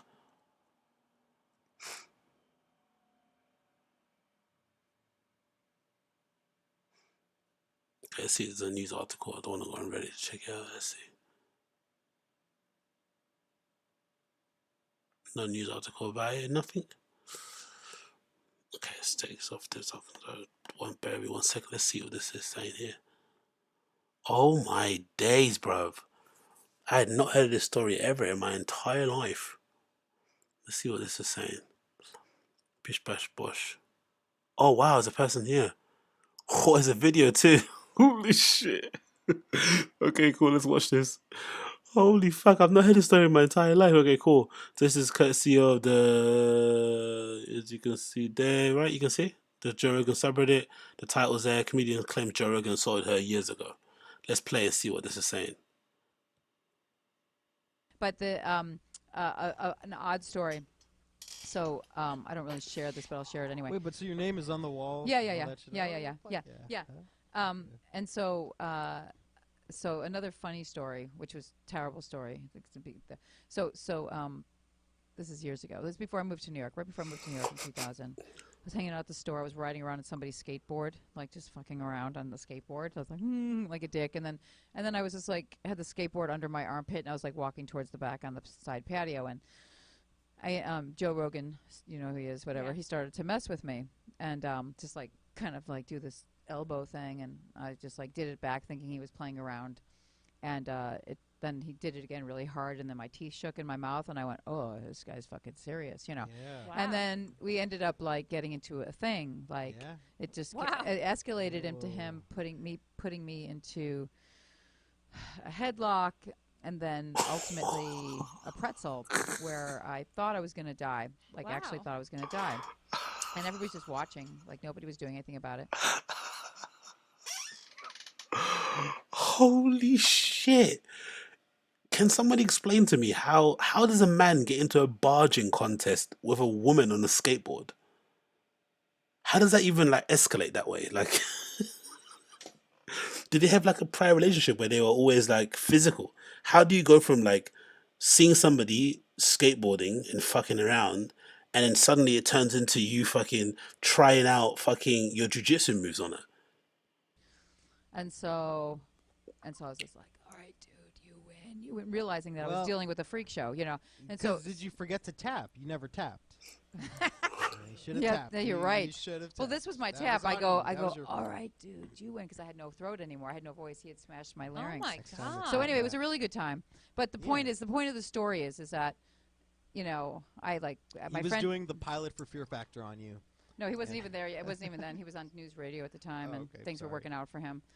So anyway, but I ended up just like, my friend was like, you have to go to the police. You have to put a, you know, what do you call it, file a report. Yeah, but you know, but you restraining order on this person, and which me again, I wasn't the person to be like, you know, because I had been talking about like how you have to deal with your childhood shit, or it's going to keep coming back at you. Yeah. I had been beaten before.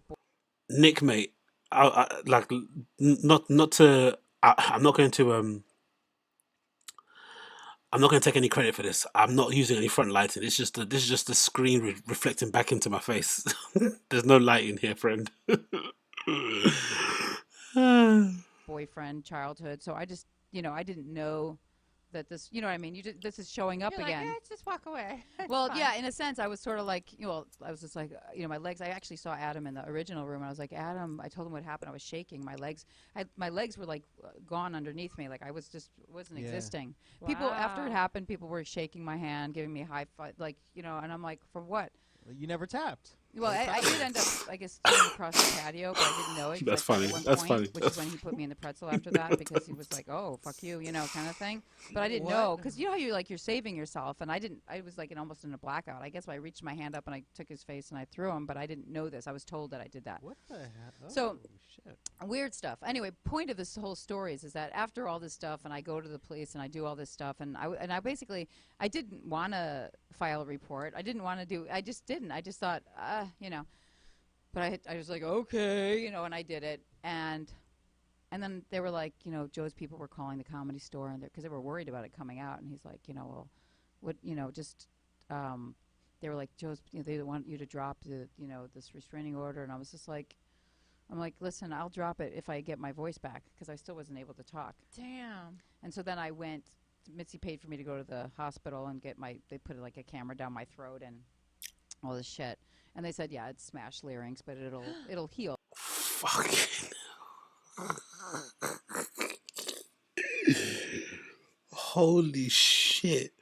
Joe Rogan crushed this woman's esophagus for daring to skateboard around her. For daring to skateboard around him, sorry. Oh my God. Yo. It'll heal in time. So like 3 weeks later or something like that, I got my voice back. So anyway, I ended it up, and I've never told this, like I don't really tell this story, but I'm just telling the story because of the Mitzi part of it, the aspect of it, which is that, I'd be at the club and he'd be at the club, and we weren't really like buddying up. Do you know what I mean? I wasn't not his buddy. Fair. Yeah. Yeah. So Mitzi, she's like, oh, you two, why don't you make up? You two just make up, Yeah. He goes, go on. You two probably just want to kiss each other. Like Yeah, that she type really of- thought that we were probably trying to, like, we wanted to fuck each other. But the reality is I had no interest in this person ever before or after. You know what I mean? Zero. So, I mean, I didn't really speak to he's him a pretty prior to that. handsome fella. Before, though, come on. No, thank you. So Back sorry. then, with all the hair, though, come on. All right. So sorry. Anyway. Wow. But anyways, yeah, so then we ended up having a conversation, which he tried to pretend like I started it, and obviously that wasn't the case, and he got it. And he told me why he did it. Not really why he did it, but Yeah. he had an excuse. Tall girls, he has a problem with them. So anyway, Shit. I don't Good even. warning. I know it's funny. Yo, I don't know what to say about that, mate. That's a lot to take in. It's the first bit of info. I've never heard that story in my life before. So big up Kat for bringing it to the surface. As per usual, I have the best chat in the world. So big up all you guys. Wow. Let's take it for face value. Let's imagine this is true. Do you guys think this is one of those regrets that Joe Rogan has, the same way how when he used to say nigger and he compared black people to gorillas and shit? Do you think it's the same thing? Because I remember when that happened, when that whole thing happened with the N-word stuff, right? He came out and said, "Oh, this has been something that's been on my mind for a while. It's been it rested heavy on me. I'd never really liked the fact that I said it anyway. I'm glad it's out in the open." But obviously he didn't want to address himself in it, because why would you? So, but he was glad it did finally come out in the open door when it did. I wonder if this is going to be the same thing. If this is one of those stories that happened in the past that he kind of is secretly ashamed of, but he's never wanted to really like say anything about because he doesn't want to put it out there. But the only thing that I would say is the only bit of a weird thing about this is that whole tall girls thing, because I don't, because saying Joe Rogan has a problem with tall girls also maybe implies that he has an issue with women in general, which I don't think is true. Because if I'm not mistaken, he has all girls, right? All daughters. Pretty sure he has a stepdaughter too, and a wife. So his house is full of women. And whenever he's on the podcast, I don't know if you guys have recognized, but whenever he's talking to a woman, he always seems to be way more effeminate and way more he's also less confrontational when women are on. He seems to kind of acquiesce and kind of bring his tone and his kind of overall personality down to their level for the most part. He doesn't necessarily strike me as somebody who can't really handle a woman with a strong opinion or whatnot. He seems to actually like it. I mean, like he's a fan of Roseanne, for instance. I mean, he loves Roseanne.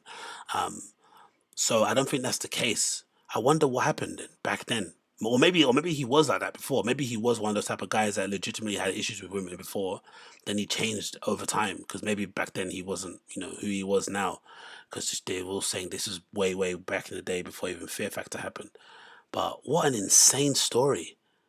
Like imagine just fucking around outside the comedy store with a skateboard as a comedian, doing what you're doing best. Right? I mean, just fooling around, having a good time, shooting the shit, sharing a burger or a donut or whatever with your colleagues, and then suddenly, you get into a barging contest with Joe Rogan, who's clearly way bigger than you, way more muscular than you, and he ends up fucking around and getting you into a flipping rear naked choke. Honestly, man, this is some psycho shit. God almighty, but do you think this is a bit of a reach, but do you think this kind of explains why somebody like a Joe goes out of his way not to talk about Bryan Callen and Chris D'Elia? Because you have this sort of stuff in your locker as well. Because that always, again, I've mentioned it many times here, but that's something that always never really sat well with me. I was like these guys are meant to be, especially Bryan Callen, meant to be Joe Rogan's best friend. And ever since that whole R-word allegation happened, it's as if he doesn't exist anymore. Do you know what I mean? He's never been on the show. He's never been on the show. He doesn't talk about him the same way he used to talk about him before. They rarely hang out based on social media because these guys, again, you say, oh, they see each other outside of social media. Yeah, but they post everything about each other on social media, especially when it concerns with Joe because he's basically a free clout token, and he completely, it feels like deleted them from his brain. Do you know what I mean? I wonder if this is the reason why, because he has some other things in his wardrobe or in his closet that he doesn't want to come out. Do you know what I mean? Maybe, but big up Cynthia Levine, man. Fucking hell. What an absolutely horrible story. Like legit. That's legit, that's legit traumatizing. Do you know what I mean? Imagine. And then you're seeing your abuser every single day becoming one of the most successful comedians in the world. Like, life isn't fair, man. Honestly, life is not fair. Fuck me, man. Anyway, moving on. Talk about this quickly. This is courtesy of Shapel Lacey's Instagram account, it looks like, right?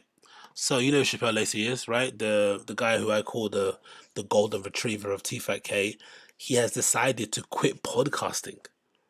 Big news, isn't it? He's not a podcaster anymore. I don't want to do it. I'm out. Which is funny because I don't think I've ever in my entire life seen somebody post that they're going to quit podcasting.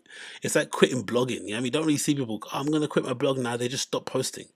And people stop checking for them, and then it just disappears into insignificance. But the fact that he make a post basically telling people that he's quitting is fucking hilarious. As if anyone cares. Oh, fucking hell. Bless Chappelle, man. Anyway, the post is as follows. I've come to the realization that podcasting just isn't for me. Being a guest on them is a different story, but I've decided to completely step away from hosting my own as a whole. I just don't see myself having a long-term career in podcasting. Massive appreciation to the people that have paid attention and shown me love on these shows. Thank you, Brendan, and the rest of the Thiccc Boy team for all you've done for me. If you'd like to continue to follow me and have tour dates coming up, would love to see you all out there. Shapel Lacey, Chappelle's World. So for whatever reason, one of the most, I feel like on paper, one of the most interesting people within the Thiccc universe, within the Thiccc Boy team, has decided that podcasting isn't for him. When in reality, you would think on paper, Chappelle's actually well suited to podcasting because of his background, right? The fact that he was a former cheerleader, the fact that he was adopted by a white family, the fact that he's into all the weird music he's into, the fact that he does stand-up comedy, like he's got an eclectic friendship group, like that's actually a good basis to have like a really decent podcasting career. right? Because you can actually talk about some interesting shit. But for whatever reason, the podcast he did, Chappelle's World, was absolutely shit. The good set design, but it just, I didn't get it. Like, he didn't even speak about albums. He didn't speak about shows you went to go see. He didn't speak about interesting stories on tour. I don't know, talking about stuff that you wouldn't know about in terms of being a male cheerleader. I don't know, just interesting shit. He didn't talk about interesting stuff at all. He came across incredibly boring. But then also on the other side of things, I don't understand it. When you see his stand-up, he's pretty funny. Chappelle's actually funny stand-up. Like, he's actually got good material. It may not be for you, but you can actually tell he actually spends time crafting jokes. He has good premises, good punchlines, blah, blah, blah, blah. Like, he's actually a decent comic.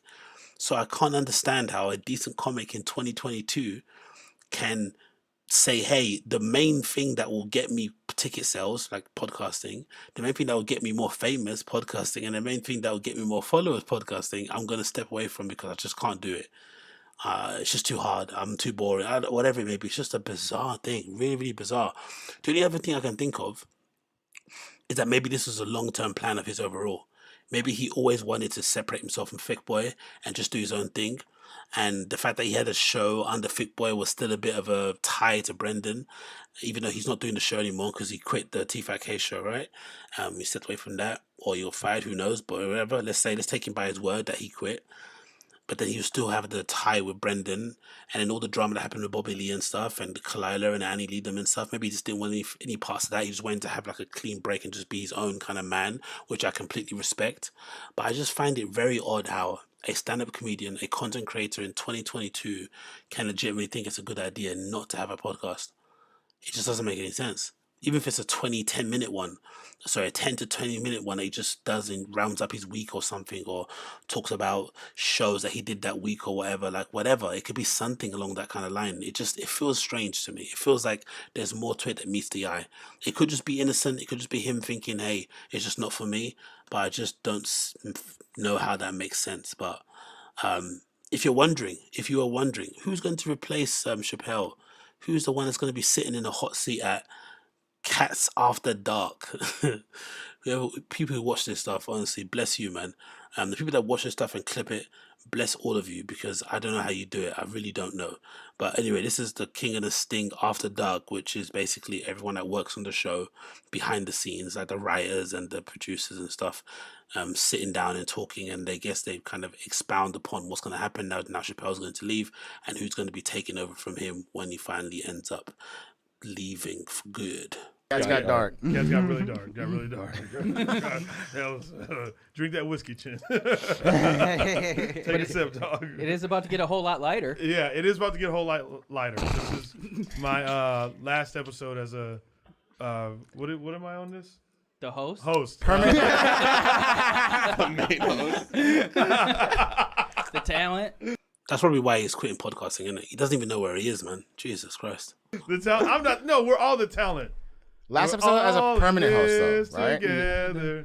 As a permanent host, not necessarily forever, just as a permanent host. Yeah, just as a permanent host, I will come in from time to time. Yeah, but, baby. You know. Yeah, that makes me happy. That's because Chin bullied me. He said, I didn't bully you. He said, I will get that fucking Asian gang to come and fuck you up, dog. I did say that, though. They will fucking see you riding in your fucking Jeep tinted windows. I don't want to do it, bro. Shit. I don't want to do it. Most people can't even tell I'm in my Jeep. I like that. All right. Yeah, it is pretty dark. Yeah, I can see you. I like it. Yeah, I remember I was like looking. I know, I'm like, yeah, you were what looking. the I was fuck like, is this? I'm Chappelle? driving, motherfucker. I'm serious. I was like looking. I'm like, what the yeah, there's someone in here, motherfucker. People do that to me all the time. Even when I was valeting, they were like, "Damn, who's driving the fucking car?" Yo, I'm bored already. What the fuck are they even speaking about? I'm fucking bored. Anyway, the point of the story is Lil Browser's going to be taking over from him. I don't care what they have to talk about here. Chappelle's quitting podcasting, which is bizarre to me. There's probably more to it than meets the eye. He was incredibly boring anyway. He was Brendan Schaub laugh track, so it's probably going to be no loss to anybody in that regard. It's just incredibly weird that a stand-up comedian would quit podcasting in 2022. But hey, stranger things have happened in it. Stranger things have happened. But no, I'm not playing it. Sorry, I'm not. You should take over from him. Nah, I'm good. I'm not taking over from him. No, I'm taking over from anyone. They can all get wrecked. Let's move on from this one, and let's play this actually. Where is it? Let's play this. Let's play this one. So I'm sure most of you guys have seen this, right? Have you guys seen this? The season finale. Have you guys seen all this stuff? Mega Dan. I'm sure some of you guys have seen this. Have you guys seen this? Mega Dan, Jim Can't Swim, Brendan Schaub season finale. Let's just play this. I think some of you guys have seen this, some of you guys haven't, but this is fucking incredible work. Jim Can't Swim, Brendan Schaub edition, part 11, season finale. Check it out if you need to. We're gonna pause it here and then check it out ourselves and watch it live. JCS Brendan Schaub edition. On March 3rd, you text Bobby asking if he's handled the quote-unquote Kalila shit yet. In this text chain, you said, I don't want to have to get nasty with her, but if I have no choice, I can definitely play that game. You told me that the feds had been investigating a video of child abuse on the subreddit. They were able to retrieve 300 pages of evidence that either Bobby or I were responsible for the 6 years of subreddit harassment. I say, Brendan, this is what always talked about at age 3. Later that afternoon, Callen calls to apologize to Bobby for the bullying, threats, etc. Define bullying for me. Legendary. Big up BGL, yeah? Big up that big redacted lion for basically providing Brendan with he thought one of the most eye-opening questions, ended up being one of the best memes ever created out of that whole scene, man. Define bullying. He honestly thought that was a trump card. He honestly thought when he asked that question, that was going to be the time he kind of shook the room, like, define bullying. Define bullying. Bruv, look at you. Faces.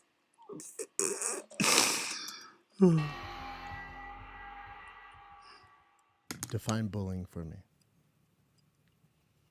If looks could kill. Like what? Like Callen bullied you, Bobby? Acting oblivious to the unusual development of the situation will be a glaring red flag in the eyes of the investigators. It's been shown time and again on this channel. So good. Guilty suspects will often try and act naive to a blatant confrontation as a means to avoiding it altogether, whereas truthful subjects will address the confrontation and either refute it, or if it's subtle, want immediate clarification and transparency as to what was being insinuated.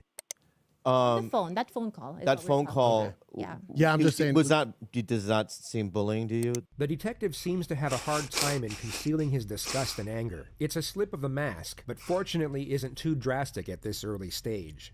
That phone call, yes. I didn't know if if Callen called you like every other day doing this. No. Which I highly doubt. He was like, I'm so sorry. I should have done it better. You're my friend, this and that. But there's still somebody on your team, you know what I mean? And at that point, I was just like, oh, and I have it. I also have it on excellent authority that we're not the first people he has threatened that whole Reddit thing about. Bryan? He has used that excuse on multiple people. I know you're responsible for Reddit. So when I heard that, Callen has? Oh yeah. We had a discussion, right? About, I said, how do we end this? Because this isn't good for anyone. I said, should I go on the podcast and air it out? And then we came to an agreement because I didn't think coming on here was a great idea, because I didn't know. This is a very intriguing moment of the interrogation, as the suspect's state of mind seems to be in two places at once. He is undoubtedly clinging on to hope, made evident by his outright refusal to admit involvement, yet he still has situational awareness. He knows deep down that his act isn't being bought. I mean, because, we all know, that we get harassed, you know what I mean, and things said about us on the internet. But Mine's with her, different, Bubba. Huh? Mine's. I know it is, but I'm just saying. I would say mine is on par with yours. I'll share with you what I do. Okay. All this stems back to all that stuff. It's all a place of fear. It's all a place of fear because when we talk about Reddit and that stuff and the harassment, promise you mine's different. I know I look tough and all that. That stuff hurts my feelings. That's why I'm not on social media. Oh, fuck off, you cunt. But a deleted video that would later be extracted from his phone would tell a very different story. For the people that are negative or are on forums and create troll accounts, I view those people the same I'd view a homeless guy critiquing my art or critiquing my set or critiquing a podcast. They do not matter. It literally. This was the birth of the term the homeless cats. He does it all to himself, bro. He even provided his detractors with a name and a moniker they could all band behind and get behind and rally behind to bring him down, bro. Like, do you know how insane that is? That you're that hated that you make up a term that they even all your detractors get behind and use as a flipping for identification purposes. It does not matter to me. I look at nothing. That's smart. And then I look at my bank account, see how my ads are doing. Everything good, cool, man. I don't see social media, dude. I don't see any of it. I post, I get out. What an idiot. I don't think you guys have anything to do with it.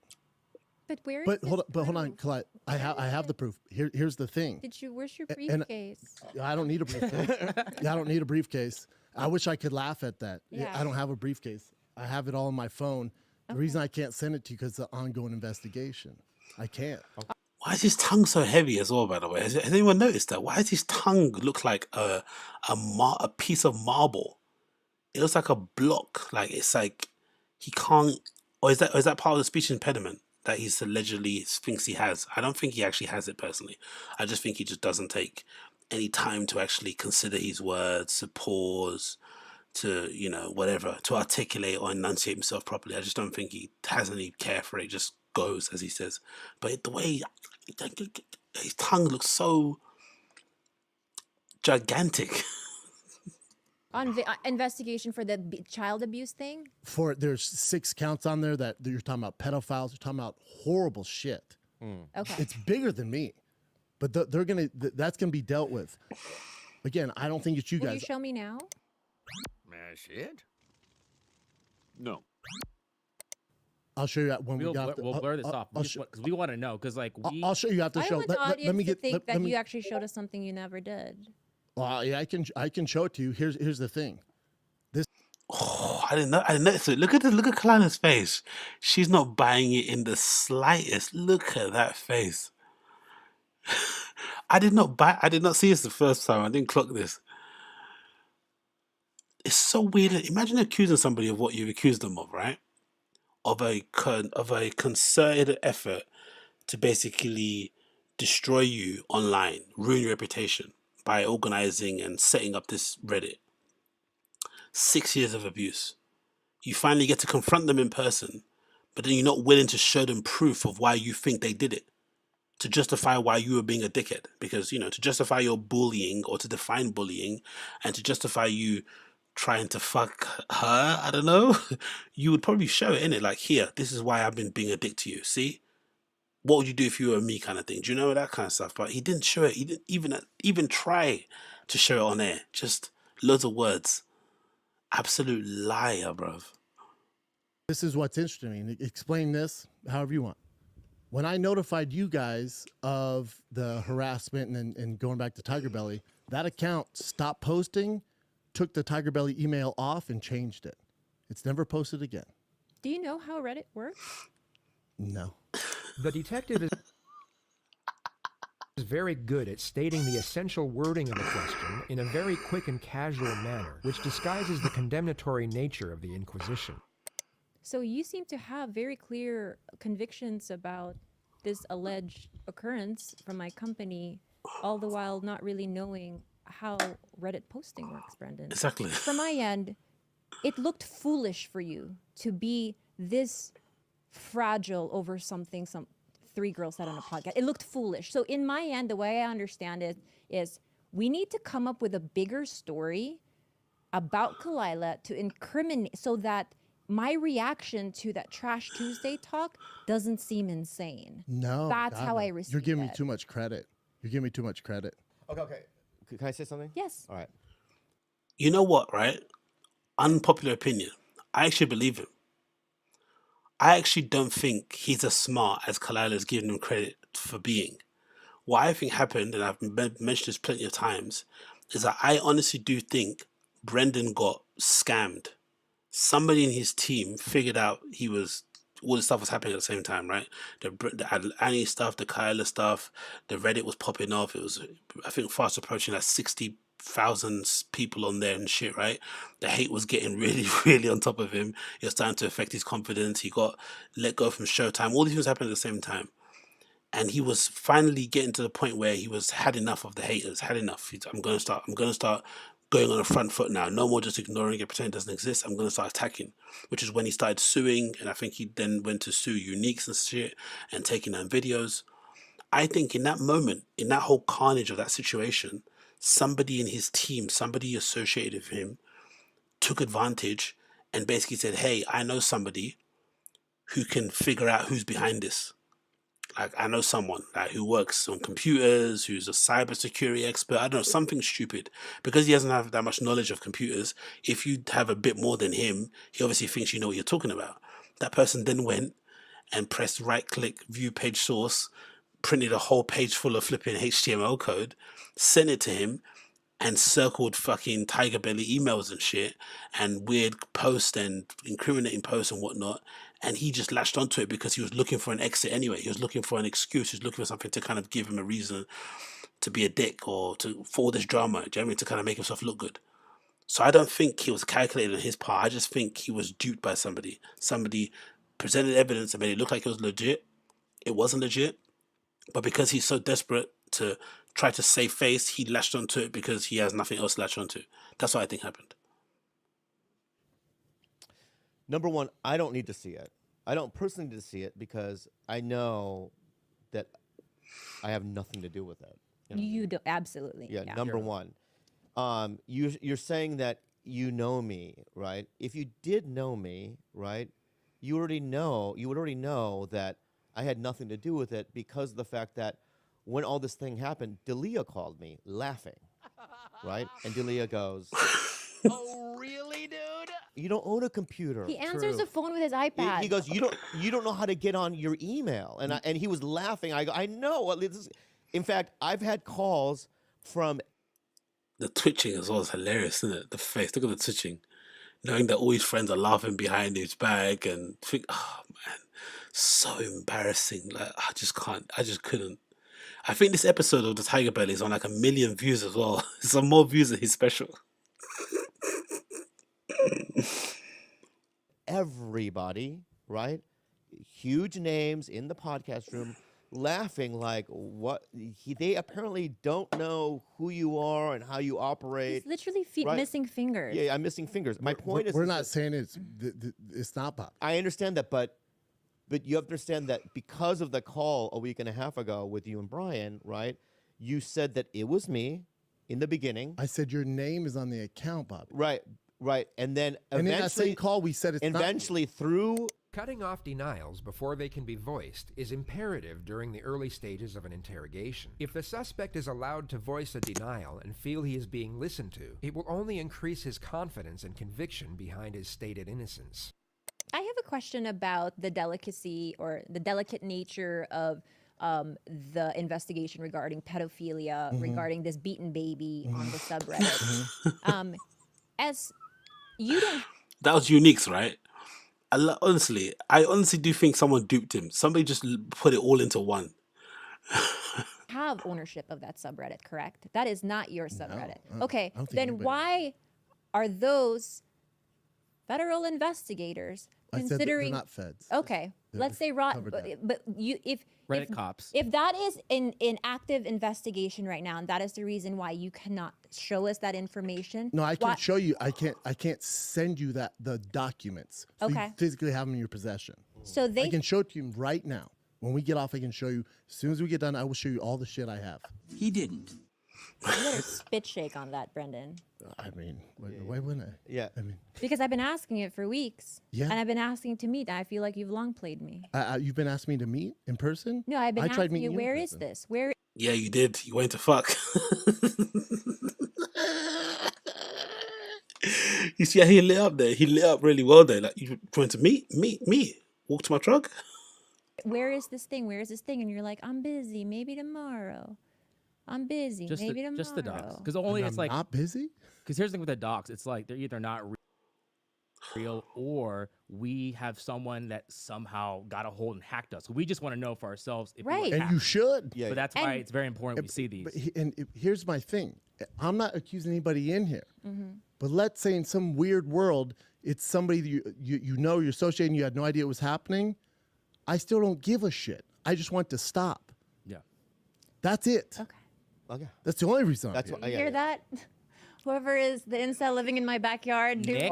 The professional ruthlessness of this investigator is quite astonishing. The demeaning and sarcastic tone she manages to superimpose over straight facts is gripping to witness. So, and then you It doesn't stop for, you know what I'm saying? But you deny then that you felt under attack by the girls and that you had to double down and create this Reddit drama. Like, you deny that. I swear on my kids. Okay, so I swear on my kids, that's not you're insisting that's two separate things and not Correct. tied, not associated to one in another. any facet. That it wasn't a way to retaliate No, against I us. swear on my kids. That There's it nothing just so happens that 5 days after the live show, there are Reddit accusations about me. I swear on my life. Okay. It's very, I agree. Very convenient, very mysterious. Mysterious. Agreed. Okay. My path forward. Kalila, yeah. I'm telling you, there's nothing I love more on this planet than my kids. Okay. I swear on my kids' lives Okay. that this team Yeah. brought up the Tiger Belly email. Okay. Okay. I just love that you keep talking about a team and nothing has been produced. But- I've not But seen he anything has it about right But I there. have it We're right gonna see here. it. You're going to see it. Allegedly. We're gonna see it, and then once we see it, No, Kalila, Okay, it's hold not, on it's one not second. allegedly. I'm going to show you soon as we get off air. You want to know what happened after the podcast last week. So here is a quick follow-up to that episode. Press X for doubt in the chat. Press X for doubt in the chat. Oh, Brendan, man. Honestly, this is Hall of Fame embarrassing. It's not. It's bad enough trying to hook up with somebody who's your friend's wife, right? And she turns you down. That's bad enough. I wouldn't want to show my face if that happened to me. And then for it to be like played out in real time like this in excruciating detail. God damn. As of today, we have not seen said 300 pages of documents. After the podcast, we were shown a couple of zoomed-in screenshots of source code with no context. Our email address is in the corner of one screenshot and the name Robert Lee on the corner of another screenshot. When we asked him who sent these to him, he said Bryan. We then asked to be connected to his team directly to get further clarity. And he showed us that he would make that happen. Bryan We followed fucking up with him Callen. for the next 3 days, and finally on Thursday, we received a text from Brendan saying his team would prefer to handle this issue in-house and does not feel comfortable sharing information with Tiger Belly. To recap, we have not received any substantial evidence regarding the accusations. We have not been in contact with a team. All we've seen are some screenshots sent to Brendan from Bryan Callen. We're hoping to get some closure on this, but that's probably not going to happen. And the suspect's conduct throughout the entire procedure is not only mystifying, but almost impressive. This is one of the most extraordinary pieces of interrogation footage to ever reach the public domain. Anyway, that's my 2 cents. Well, I love you, man. I wish I could.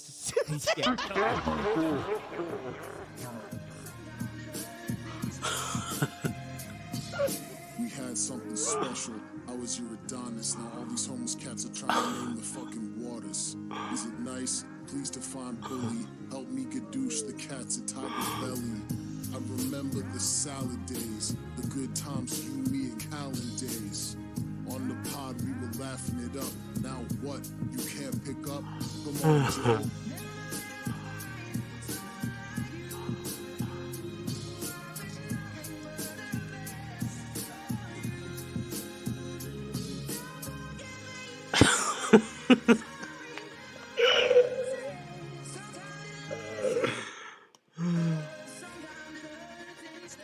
That's fucking incredible piece of art.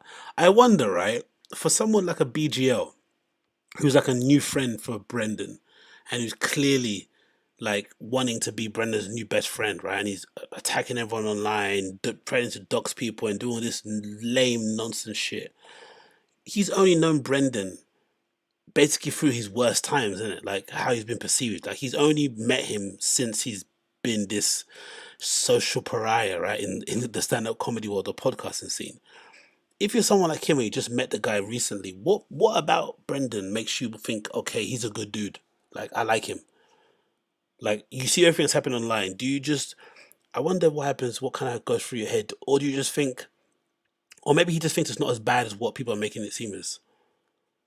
Like it's not that big of a deal, or there's more to the story, or I don't know. I wonder what goes through someone like that's head, because it's one thing being his friend if you're like an old school Brendan friend, like from back in the day.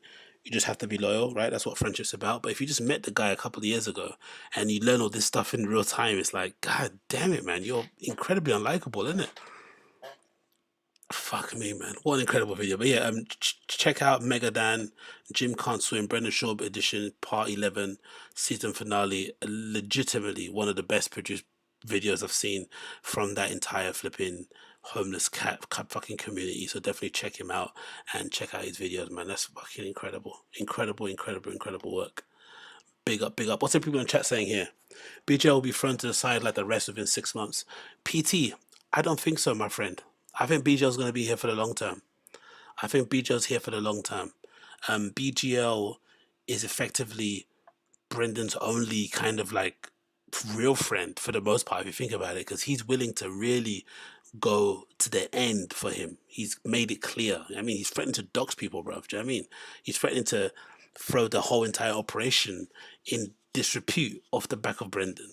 So and if one thing Brendan's going to if there's one thing Brendan's going to really appreciate during these dark times, is definitely loyalty. Somebody willing to like stick by him through thick and thin, regardless. So I don't think BJ's going anywhere anytime soon, man. I think you've got that mistaken. BJ's going to be here for a long time. What is his role? No, I think BGL's if I'm not mistaken, BGL's basically taken over from Cat on the show. So he does the social media posts and stuff. So when they're on the show and Brendan posts on Instagram stories, that's BGL posting the stuff on there. And then when they do the current events, he contributes some news articles, which is what Cat used to do too, in terms of scouring the news and seeing what people are talking about culturally in that week. And then I guess outside of that, when they're on the road, because I think Brendan made a point recently that they were out on the road recently. So maybe when they're on the road, he's also his assistant when they're on the road, gets his whiskey and shit. I don't know. Either way, man, it's fucking weird. It's fucking bizarre. Men in their flipping 40s capping for other guys that are younger than them. It's never going to sit right with me. But anyway, moving on. Talk about this topic I want to talk about, actually. This is one of the other main things I spoke about. This is one of the main things I had in the topic title of the stream that I wanted to speak about. This is concerning the one and only Red Bar versus Sam Tripoli. Now, I'm not very familiar with this beef, Before this happened, I really wasn't that familiar with this beef. I think I had a somewhat surface level understanding of what was going on because I know who Red Bar is, I know what he does, I know how he moves. So I just assumed he was just doing what Red Bar does, getting under comedians' skins and pissing them off to the point where, Sam Tripoli basically threatened to beat him up in real life, went to his house and all that sort of shit. But then when you kind of peel back the layers and you dig a bit deeper, Red Bar's been going at Sam Tripoli consistently for ages. And also, Sam Tripoli's going after Red Bar for ages too. So they've kind of had like a back and forth for a very long time. And this guy here from this channel called Looseless has put together a pretty extensive kind of compilation documentary type thing where he basically details where their beef started from and also reveals that Sam Tripoli is willing to go very, very far in order to enact any revenge or comeuppance that he feels needs to come Red Bar's way. So I'm going to play this clip for you now so you can see what this guy's on about. But it's a really good clip. I really recommend you check it out. It's called Sam Tripoli doxes new Red Bar studio and says he'll see him soon.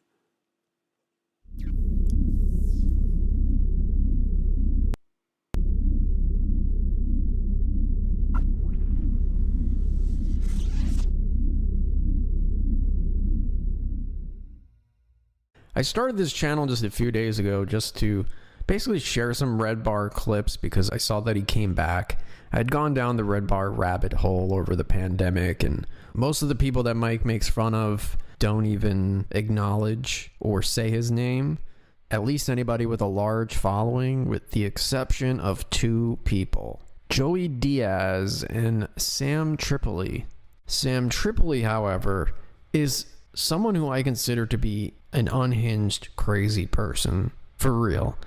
The guy admits to having drug abuse issues in the past. You could see it in his eyes that he's crazy. I had a bad drug.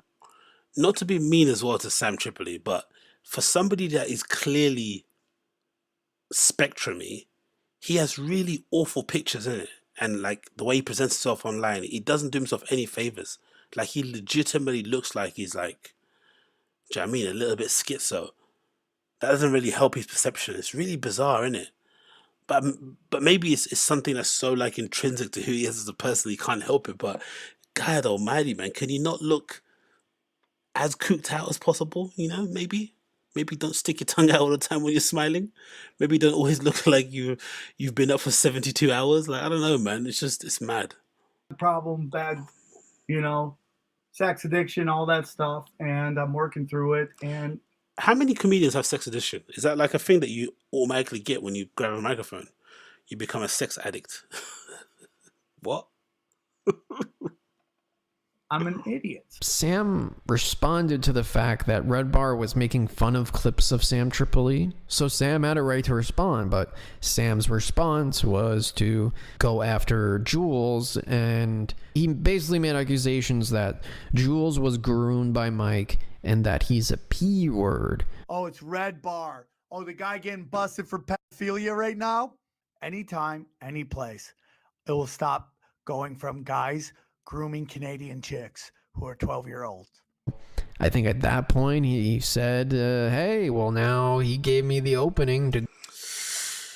You can't be calling people pedophiles, man. You call people pedophiles, and unfortunately, even I'm not a fan of the whole, Red Bar going after Sam Tripoli's kids and stuff. You can't be calling people pedophiles. You just can't. And then also, if you call people pedophiles, you then can't start acting irrationally rage-filled that they mentioned your kids. Like, what did you think was going to happen? No? Go all out, and so Mike had to take it to a higher level. And so he went after his kids. Did the doctor know that your 2 kids are brain dead? We've already seen that he allegedly showed up to somewhere where Mike David was living, or whatever the case may be, and screamed at him over the video of Mike tormenting Sam Tripoli's kids. Hang up or press 1 for more options. Mike, I'm gonna get ya, and you're gonna sing the song you sang about my daughters. I'm gonna fucking get ya, you fucking tough guy. Come the fuck down, you fucking piece of shit. Fucking sing about my daughters. And Joey Diaz claimed that he allegedly stood outside for 10 hours waiting for the guy, and Mike never came down. He's talked a lot of shit about a lot of people. And finally, Tripoli hired an investigator and found him in Tucson hiding. Knocked on his condo. He was out there for 10 hours, Tripoli. Tripoli's going to kill him. And the guy wouldn't come down. So Sam Tripoli's the one fool that I feel is really unhinged and actually might do something.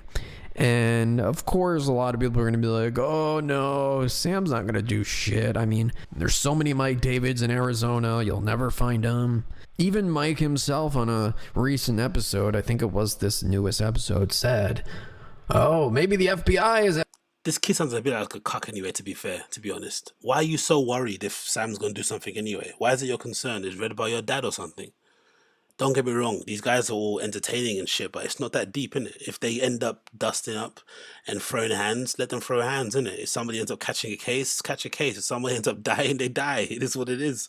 Why do you give a fuck? Do you know what I mean? This is a bit cocky, to be honest. Red Bar, Sam Tripoli's coming after you. Look. It's a little bit cocky, innit? And looking back on it, it sounds a little bit like, what is wrong with you? Let it play out how it plays out. Do you know what I mean? Let them fight. Let them dust it, whatever, innit? I don't know. It's more entertainment for all of us. Why are you fucking snitching? After me, I'm always looking over my shoulder, but nobody knows where I live. They'll never know. I mean, he made jokes about like, oh, every time I'm driving, I'm looking behind me, thinking that someone's following me. And, you know, Sam Tripoli had admitted to hiring a PI to follow Mike David and Jules and find out what's going on with them. Plotting something. There's something being plotted here, right? So the FBI doesn't know where I live, so shut the fuck up. Or do they know where I live?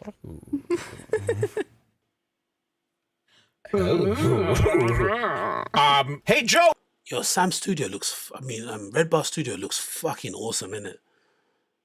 How much money does he spend on his studio, man? Like, he spends fucking bucket loads just to dunk on these comedians. It's fucking hilarious.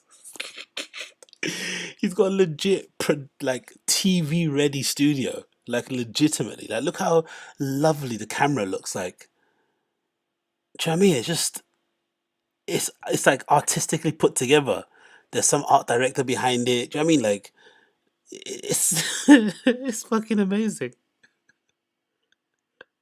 Nick, I know. Nick, I triggered Nick already. Nick, because he wants me to get good lighting. You have low standards. Leave me alone, Nick. Leave me alone, Nick. Any kind of backdrop and some a better camera than a flipping webcam for me is it's fucking watching like Jimmy Kimmel live. Joey, if anything ever happens to me, it was Joey Diaz and Sam Tripoli. Here's proof. Here's all these videos and posts that they think are fine to post out loud.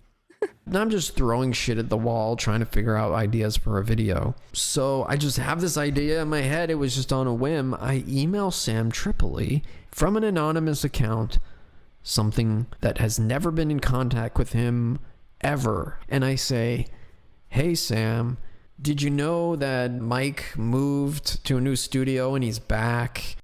And he goes, I already got his address. He's going to see me soon.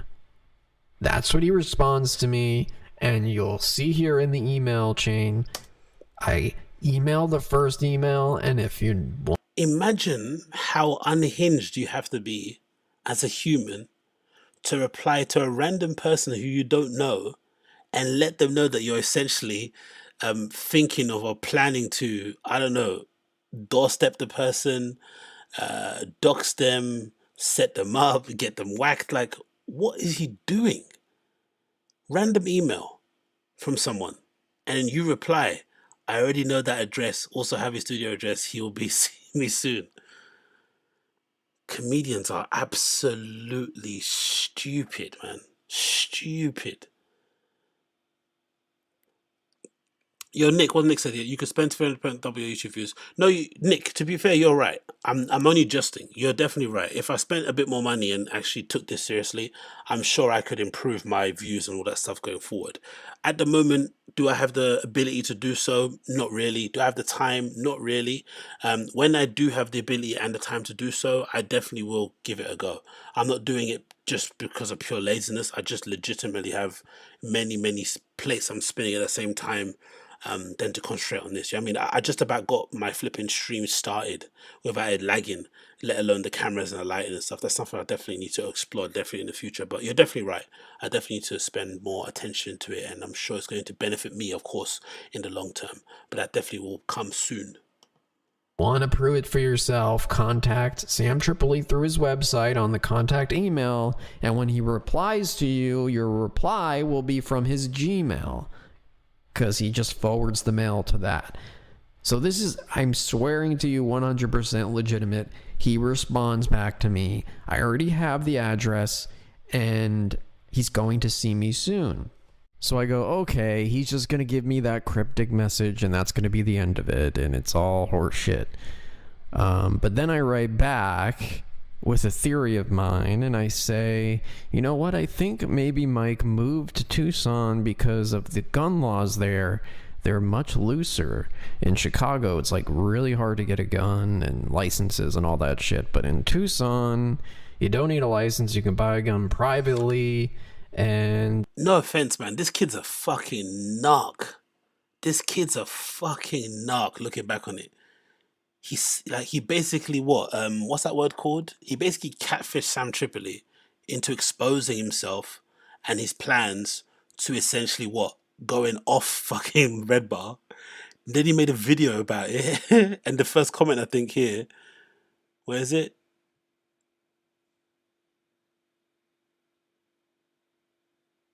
Oh no, where Mike Striked? Whoa, look at this weird update. No, here, see, perfect.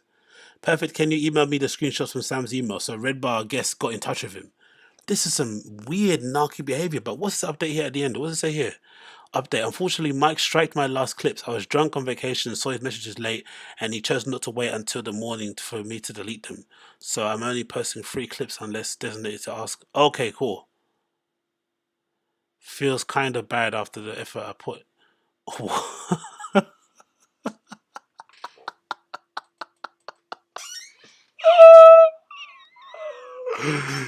Yo, these people are all pieces of shit, innit? It's like a whole shit. It's like, oh my god, this kid goes out of his way to essentially prove his loyalty to Red Bar, snitch, set up this whole honey trap to get Sam Tripoli to expose his plan to fucking go murder him, uploads it onto YouTube, makes it, edits it, and puts it together. It's fucking well put together video. And then the guy strikes his fucking channel because of the clips he uploaded. Let's continue here. So it feels kind of bad after the amount of effort I put into this to post actual source material in original quality and also give him evidence of one of the worst enemies incriminating themselves. Too many idiots in his close circle convinced him I was threatening him because they actually took the end of the video seriously. Make of that what you will. So much have happened this video since it came out. I have a new video coming and soon, quite a lot to say and more interesting info to share. The rabbit hole gets deeper. Stay tuned. Nah, we're not going to stay tuned, man. You're a fucking nerd. You are an absolute dork of the highest order and you got your fucking pants pulled down, mate. You tried to suck up to these guys and they absolutely show you up the house. That's why you should just, honestly, for everybody out there, if you're considering making content about this sort of stuff, just do what I do. Just make the content and laugh from afar. Don't get close to these people. They're not your friends. I don't give a fuck about them. I don't want to be a comedian. I don't think they're impressive. They don't impress me. They're not cool. They're not anything. They're just funny, ridiculous adult children that I get to laugh at. Is essentially my version of watching the Kardashians, right? I don't watch the Kardashians because I'm a straight male, but I do watch fucking stand-up comedians and get involved in their stupid podcast drama and stuff. It's funny to listen to, it's funny to chat on, it's funny to comment on, it's funny to make memes about and to post on Reddit, but that's about it. Don't try and be their friends, Red Bar included. He's cool, I like his content, he makes great shit, but look what he did to this guy. Oh man, these fucking guys are losers. Can you imagine what their DMs are like, stand-up comedians? With guys trying to beg friend and pretend like they're cool with them and to use inside jokes like they're cool.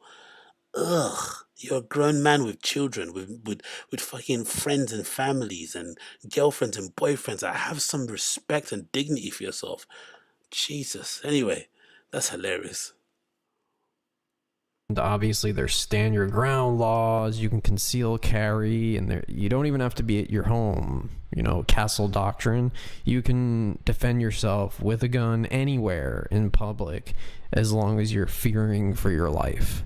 So I respond with that theory also to let Sam know that he's in a place where he could shoot you if you showed up and tried to attack him physically or assault him or whatever.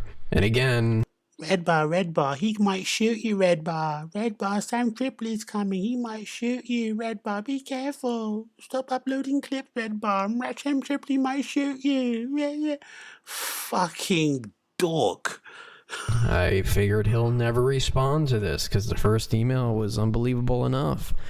But sure enough, he writes back and responds again with this. A screenshot of some sort of document, and it says Red Bar's name on it and an address. Obviously, information is all censored out because I'm not looking to dox anybody, and I find doxing in general, it's just a...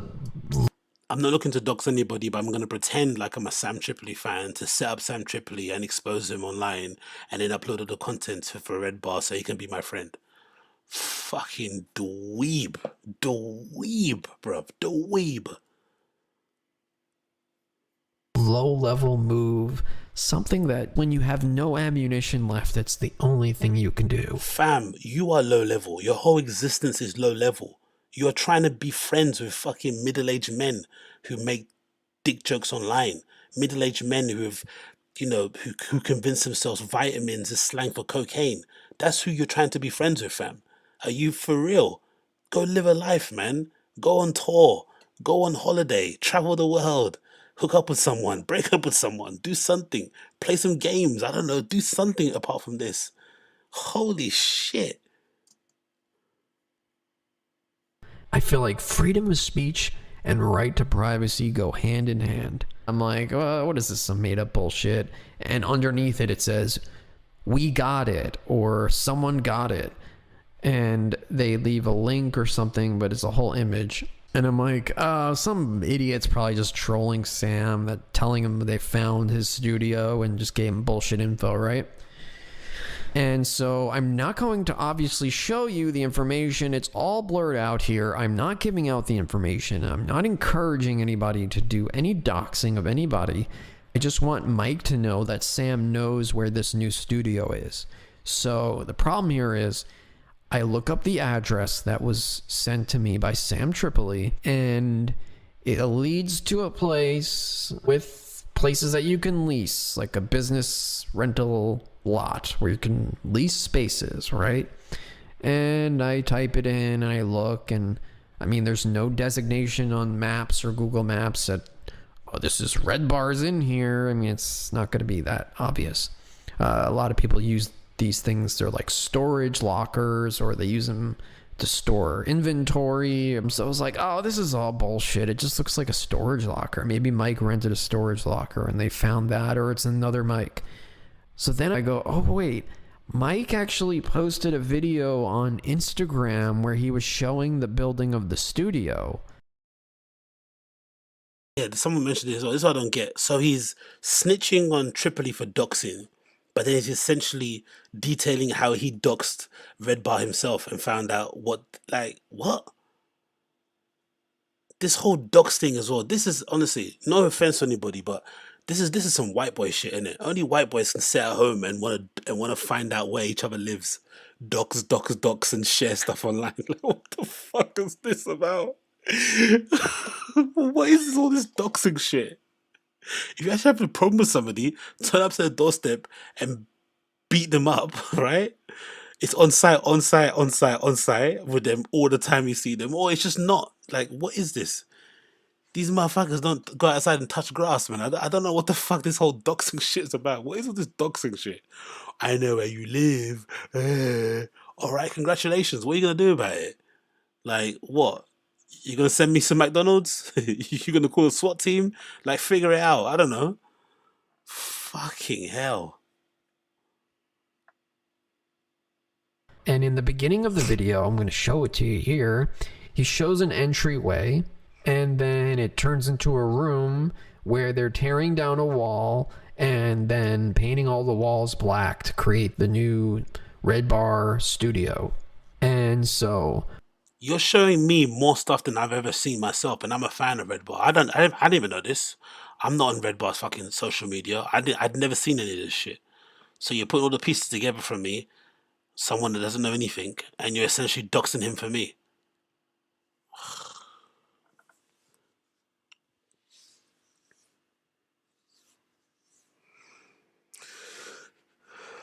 Looking up this address that Sam Tripoli sent me, I look up all of the lots that are available there, and then all of a sudden I go, oh wait, this leads to a link of the actual company that owns the lot and leases out the spaces. I'm not going to say what it is, obviously, but I go to this company's webpage, and you can go to the available units and click on the pictures. Yo, this kid has no friends, man. No friends. For fuck's sake, bruv.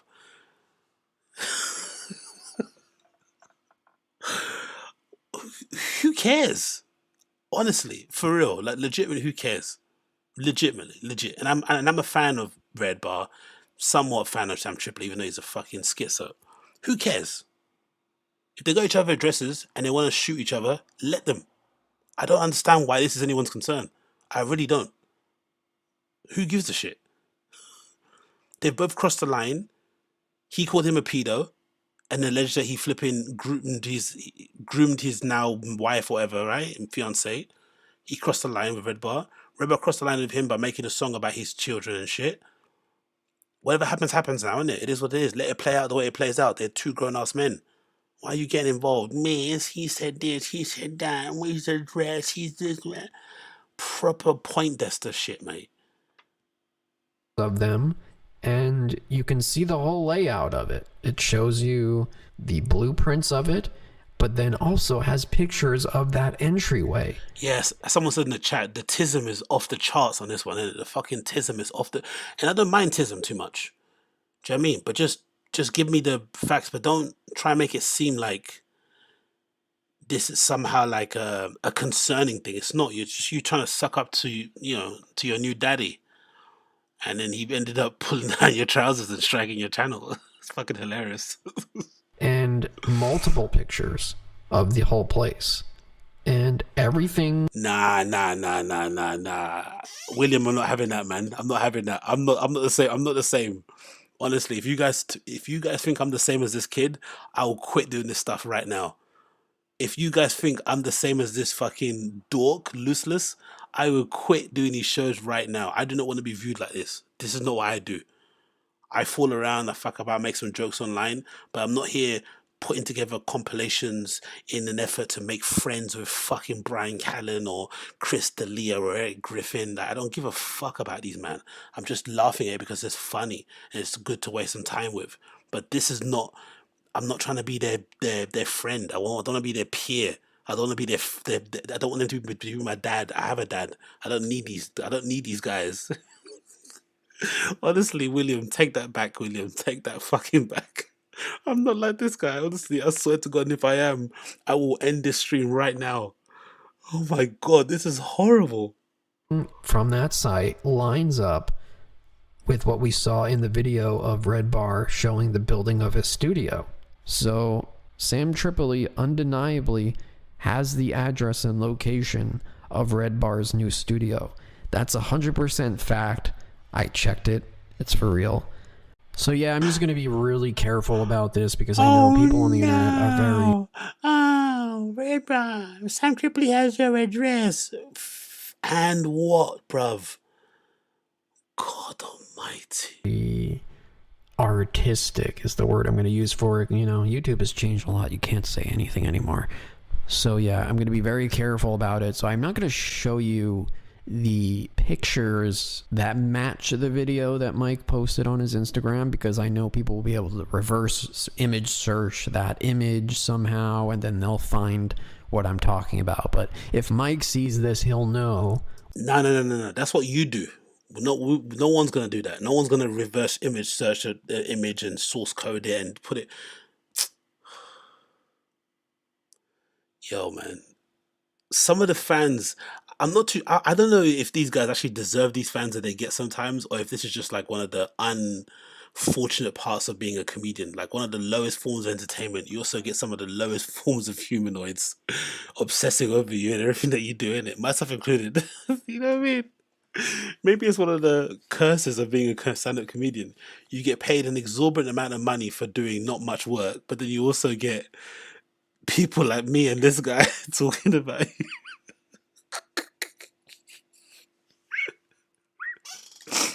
Because as much as he makes me angry thinking about it, we're actually the same person, aren't we?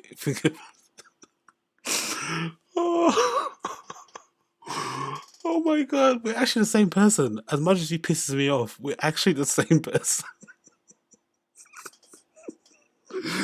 I can't believe it. We're actually the same person. Right? I'm trying to what? I want Brendan to be my dad or something. I want him to be Oh, this is fucking incredible. What I'm talking about and that it's credible. So that's it. I'm just putting the warning out there for him. Whether Sam's going to do anything or not, I mean, I don't know. But in his email, he said, I have his address. He showed it to me. In his email, he said, fucking snitch. In his email, he said, he's even got that fucking voice, isn't it? In his email, miss, he said in his email he's going to hit me at lunchtime. Fucking hell. He's got a home address and the studio address, and he's saying he will see me soon. And this was just recently, just as recent as I started this new channel. So he said it. He said he will see me soon, cryptically. So I think that's just something I want to put out there. It gives Mike a heads up that he does actually know where you are and where that studio is. So you're not hidden from him. And the thing is, if Sam is unhinged, maybe he won't do something, but he has people who listen to him. Oh my God. If it's not bad enough, he's fucking snitching on Sam Tripoli. He's now snitching on everyone that listens to his podcast. So now if you're a fan of Sam and you're looking out for him because you like him as a guy, you've now become complicit to this crime. This crime that hasn't happened, by the way. He's now snitching on you before you've even done anything. Now you're also a part of this issue. Just because, you happen to be a harmless fan of Sam Tripoli, you don't know anything about the drama, all you like about him is just that he talks about conspiracies, theories and shit, and he's funny. And now suddenly, you're complicit in this bullshit. Oh, yeah. And if they're crazy enough to believe conspiracy theories, I'm sure they're just as much, if not more, unhinged than he is. And so then here lies the problem. If he's sharing that with other people, there's no telling what those people will do. So like maybe Sam is always posturing, but you don't know what the people he gives that information to will do with it. That's the issue. So I just want to put that out there. Somebody has to share this video and give it to Mike so he knows about it. And also it gives him some ammunition where he can... Fucking cuck. Someone has to share this and give it to Mike. Somebody show Uncle Mike that I did all this work for him. Say, hey, look, Sam Tripoli is still actively looking for me and has found me and has the information and is giving it out to random people. I was nobody and he gave it to me. So who else do you think he's giving it to? But yeah, Red Bar Studio. Man, shut up, Randall. You fucking snitch, you narc, you absolute nerd. Oh, but anyway, that's quite interesting, isn't it, to know, right? That is quite interesting to know that Sam Tripoli is, I guess, going after Red Bar in the biggest way possible by allegedly, getting a hold of his address somehow. Don't know how he did it, but I guess, we've all got internet and resources and shit. We can all figure out how to do it. But I thought this update was fucking hilarious at the end of it, innit? All the clips that this kid's been uploading onto his channel from Red Bar's show got struck down, and clearly all this sucking up he did to him made absolutely no difference because Red Bar treated him like any other person online trying to take money out of his pocket, food off of his plate, and to take away his ability to support his family by taking down those fucking videos. So basically it proves everything that we always known, innit? Snitches don't get anything, mate. You get zero. You get kaputs, actually. That's what you get. Stay out of the business, man. Just watch it from afar like we all are. Make some ha-ha, hee-hee funny jokes and keep it moving. This shit is lame. You look like an absolute dork. What is he going to say in the update? Oh, Red Bar, I thought we were friends and now you don't want to be my mate anymore. Like, fuck off. God almighty. Go touch some grass, man. Play, I don't know, what's the thing? Play touch butt with somebody outside or something, man. These comedians are not your friends. No one's your friend. You know what I mean? Let alone these guys. God damn it, man. What a loser. Anyway. What did you say? Exactly. Played yourself meme. Exactly, Dane Payne. Exactly. Played yourself meme. Exactly. Fucking hell.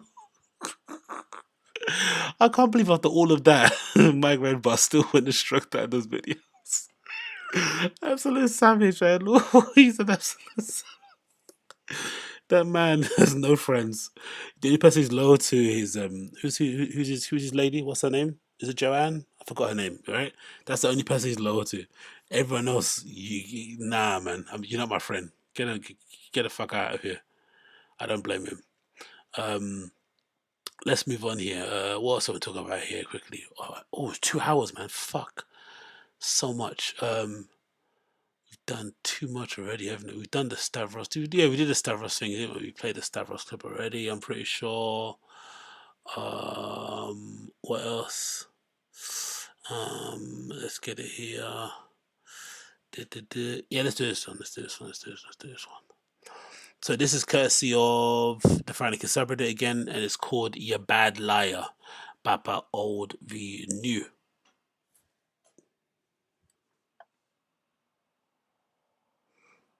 So let's get this up on here. Which is your oldest boy good to the youngest boy? The best. Really? The best. Yeah, That's super awesome. protective monster.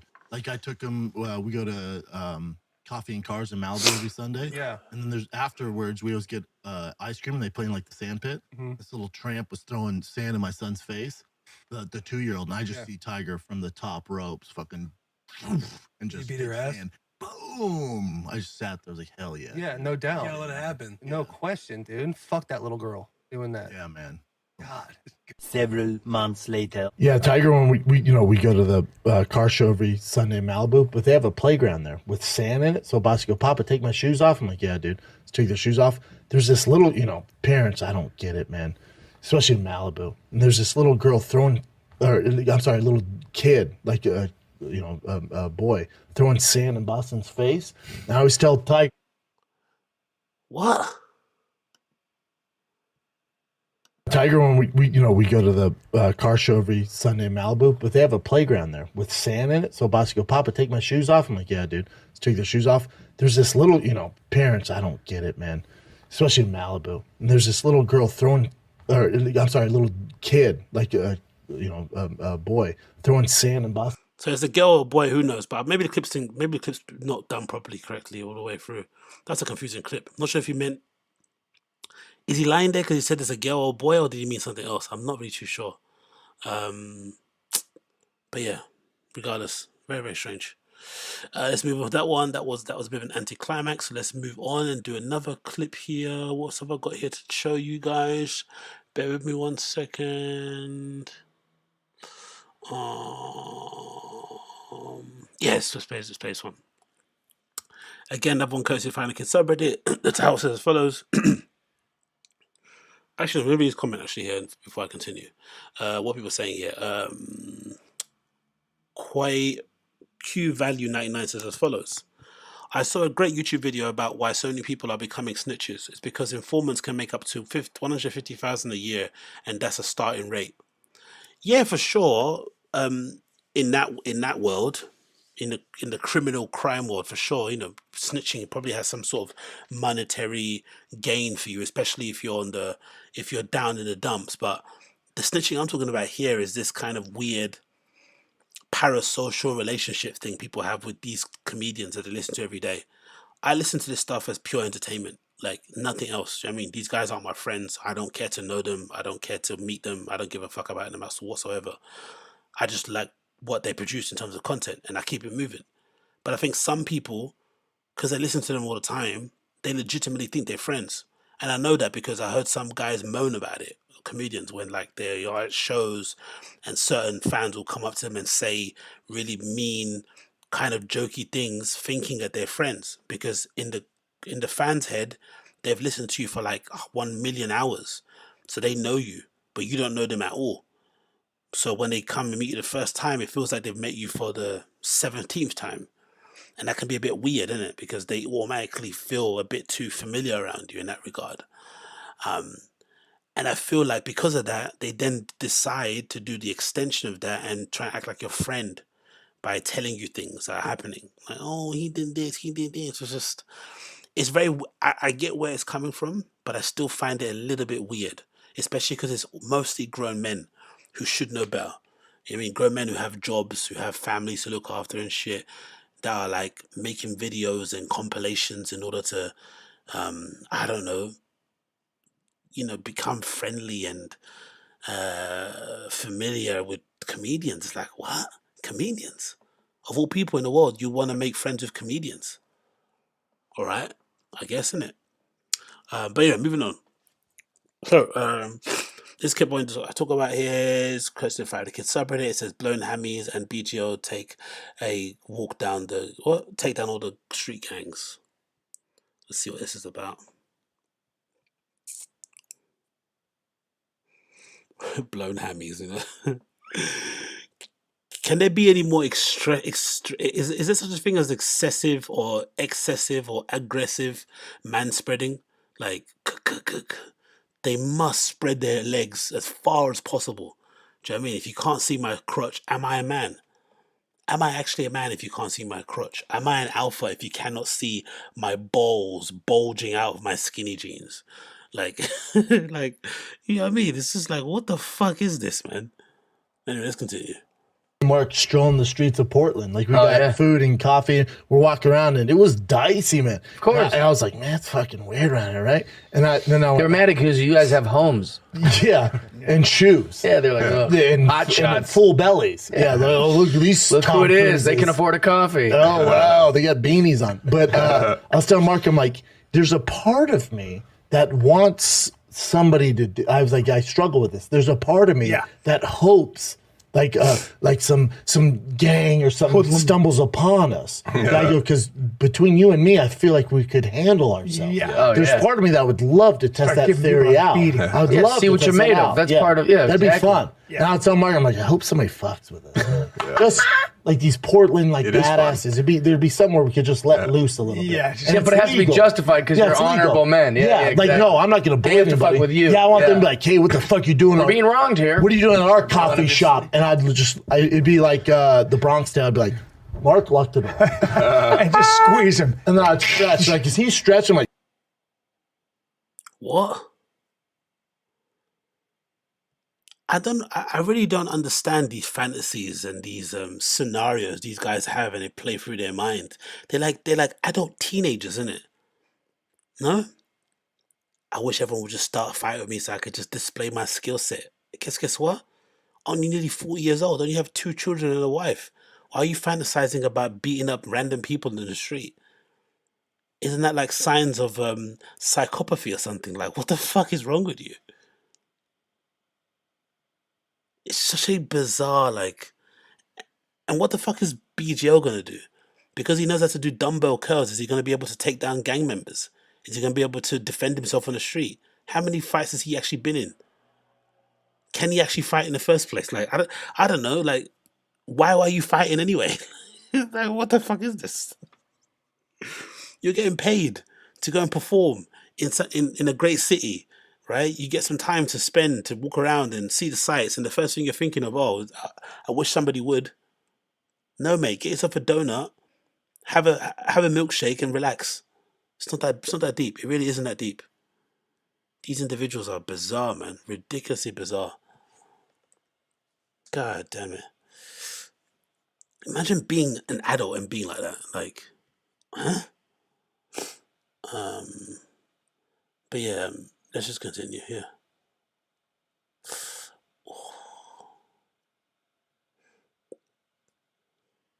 Okay, so next one here.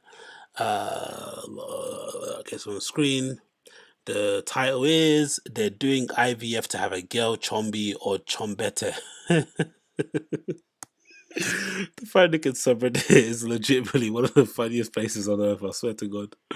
But let's play this clip and see what these men are saying. And if you're wondering why Brendan's hat has holes all over him, don't disrespect the GOAT. This is a hat designed by Virgil Abloh, formerly of Louis Vuitton and Off-White fame, who unfortunately passed away a couple of years ago or last year. And this was one of the hats that he designed. One of the kind of last remaining pieces that he kind of put out there. And I think as a design and as a concept, if you think about what he does in Off-White, and you think about what he does with the quotation marks, it's actually a quite clever hat. It's just unfortunate that Brendan is the one wearing it, because everyone, when they see this hat, they automatically think he's redacted, and they automatically think the hat's redacted too. But whatever. Hey. Well, me and my girl went to this doctor yesterday, and the IVF, because we want to have a girl, so we're trying to make sure it's a girl. And this doctor, we sit down, and it's... And again, to go back onto what I was saying earlier about Crystalia, I feel like getting married too soon after that whole controversy happened with him getting accused of diddling underage girls and shit. What is it about people who go through really traumatic experiences like this, right? And the next thing they do is like, I want another kid. You get basically exposed for cheating on your wife multiple times, and the next thing you're thinking about doing is impregnating her. Like the same thing with Chris, right? You get accused of diddling, and then the next thing you're doing is like, okay, I'm gonna have a son, I'm gonna have a child, at the time I think she was pregnant, but I'm gonna get married, I'm a father now. Like, it's like, what? I wonder if that's like a thing that happens with people in general. They get in those situations where you get exposed to something that's really crazy, and then the next thing that you do usually is just to kind of, it's a kind of it's not physical, but it's like a kind of, it's like a way of you kind of hunkering down by trying to prove your innocence or something. I wonder. I don't know. What people saying here? Dane Payne says one decision trumps another. Kids fix everything. Yeah, true. What am I talking about? That's a very good point. I do remember that being a thing. I remember watching a documentary once, because especially in the area I grew up in, it was a very rough area, right? And a lot of the kids and girls I went to in school, especially some of the hottest girls, unfortunately had kids extremely young. Like I think one of the youngest girls in our school who was incredibly hot when we were at that age was like, how old was she? She must have been like 14 or something when she had her first kid. Crazy, right? One of the hottest girls in our year, 14, had her first kid. And that was like shockwaves around the school. But I remember watching a documentary once where one girl who was like a teenage mum said something along the lines of like, I think the question was something on the lines of like, you got no money, you're a teenager, and you got no support, and you keep having these kids. Like I think at the time she had maybe 2 or 3. And then I think she said something along the lines of like, people don't understand, but my kids are like the only thing that I feel like I've contributed well to the world. Like they actually give me some semblance of hope that I'm actually a decent person, because everything else I've done in my life has been so fucked up. I made so many mistakes along the way that the kid is like the purest form of like goodness. Like that I can do no wrong with a child. And I'm like, oh, brutal. Do you know what I mean? Fucking brutal. To think that, you know what I mean, the kid's gonna, if anything, it may be causing you more stress, but legitimately that's what they were thinking. So maybe this is what they're thinking too. And I haven't eaten either, so I'm starving. And he's talking like, he's getting real detailed. And I kept trying to cut him off. I go, no, I understand that. So as far as the cost, just so we can jump to the next thing, and my girl hits me like this, I'm like, okay. And then he's like, so with the embryo, and you're gonna take the thing, I go, no, I know that, and the sperm goes in. So here's the thing, what are the just give me the percentages, then the price, and then we'll get this thing rolling, right? And he's like, I just want a girl. He keeps powering through. He's like, right. So the thing, and I was like, oh my God. Halfway through, I went, well, I'm gonna leave now. My girl goes, you're so rude on it. I got to go, right? Because I got this, and I know how embryos and babies work, and I got this, so 100%. Let me know the price, and I'm going to get the fuck out of her. And she was like, you're the rudest person in the world. I'm like, I'm not, though. I'm efficient. So just tell me the price. We'll take care of it, right? And we'll get out of here. But also, why isn't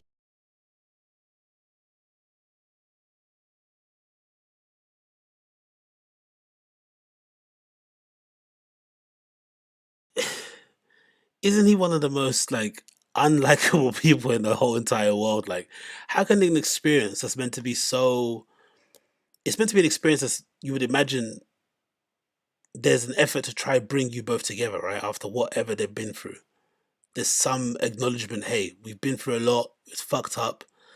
In my own way, we've done our own mistakes. We're trying to do good by each other, and we know we're stronger together. All this sort of nonsense, cliche stuff.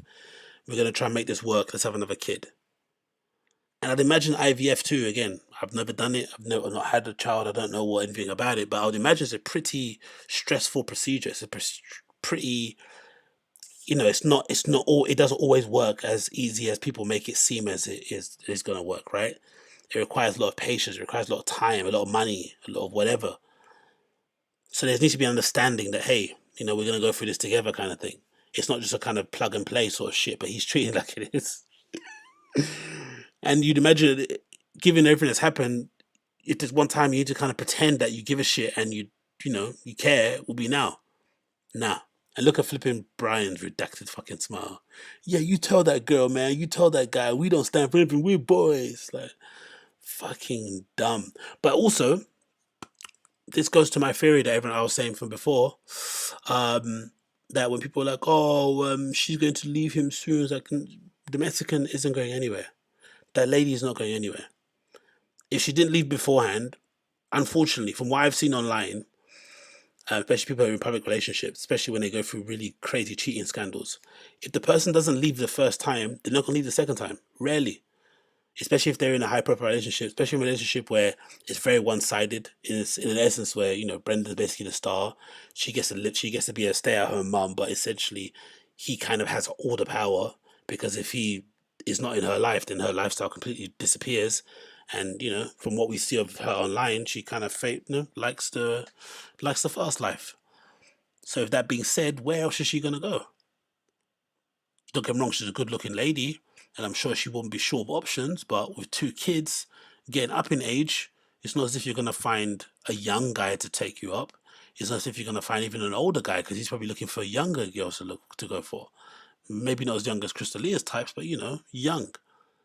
So she really has no other option. He's kind of backed her into a corner, weirdly enough. It's kind of sick to say that, but she essentially has got 0 options.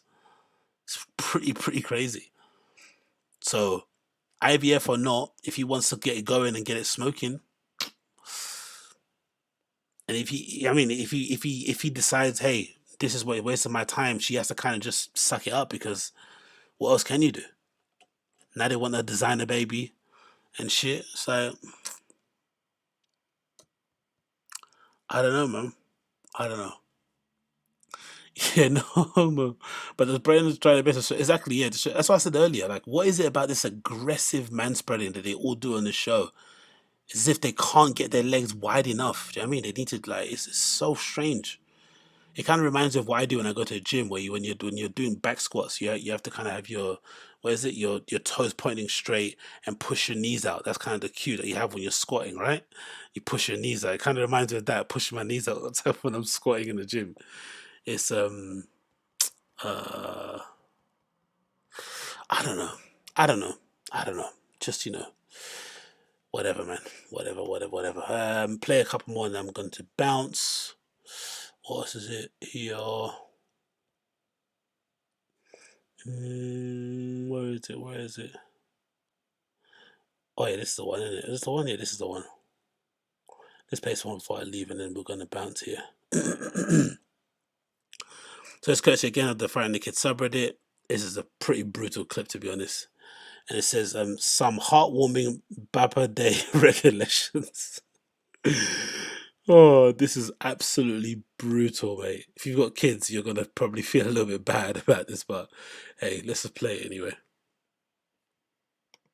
Yeah, Father's Day was good. Son made a call. It was kind of disturbing because the spelling was so bad, and it was very disturbing. And then, don't get me wrong, it was a great Father's Day, but this is how it went. Well, Whoopsie, start again. Start from again. Sorry, I forgot to put the microphone there. Yeah, Father's Day was good. Son made a card for me. It was kind of disturbing because the spelling was so bad, and it was very disturbing. And then, don't get me wrong, it was a great Father's Day, but this is how it went. Woke up, both my kids had a card for me. Boston's just scribble, right? Because he's 2, so that thing was kind of a nightmare. And then Tigers, he made it at school. I'm like, I go, T, did any teacher help you with this? He's like, no, like my name was spelled Braden. He was like, I love my dad more than I love Lamborghinis. I'm not even trying to tell you I spelled Lamborghini. Just all of it was, I was like, dude, this is a hot mess, buddy. What are we, this is private school education. What are we doing here? And then my girl's like, oh, here's your gift. I'm a XX. She got me a XL shirt, so that didn't fit. So we are off to a tough start. Imagine those kids, man. Just imagine. One's allegedly in private school and can't spell his dad's name. Right? I don't know, man. I don't know. I don't know what to say. Like, do you think what percentage of you thinks? How much do you want to bet? Or percentage? I don't know. It's hard. I don't know what to speak to about people's kids, but like, do you think they even read them at night and stuff, like books and shit? Do you think so? Or do you think it's all just like videos and like movies and shit? Like, I don't know, man. Like, that's a bit concerning that your kids can't spell your name. Why doesn't he just call you dad anyway? Like, what? Why is he spelling your name? Like, I don't know. Do you know what I mean? It's just.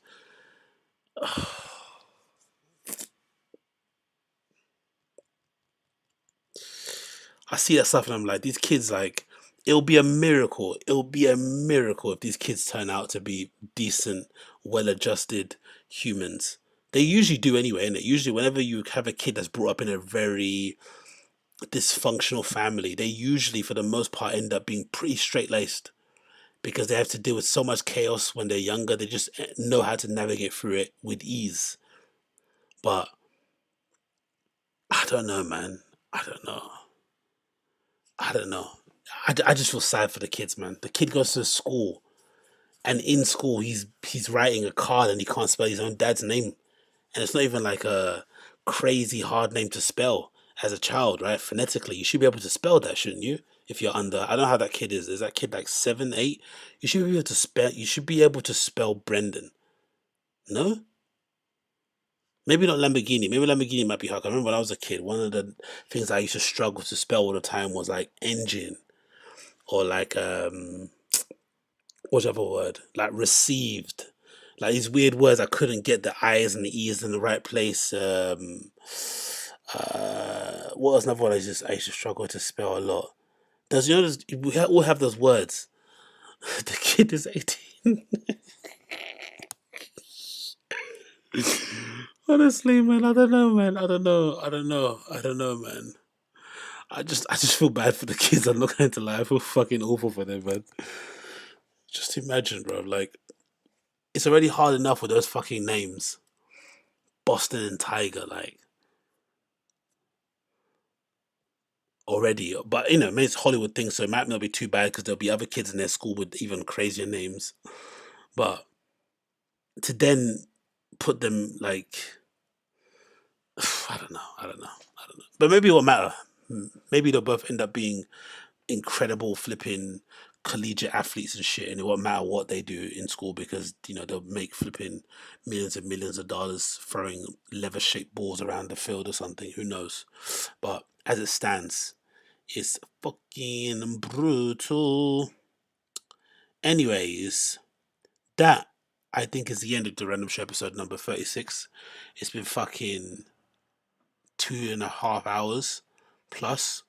I feel like I provided you guys with enough entertaining content, hopefully, that you guys will be kind enough to subscribe to my channel, to like this stream that you're watching. And of course, if you want to support the stream, the cash app's at the top. If you wanna, support the kid and help him out.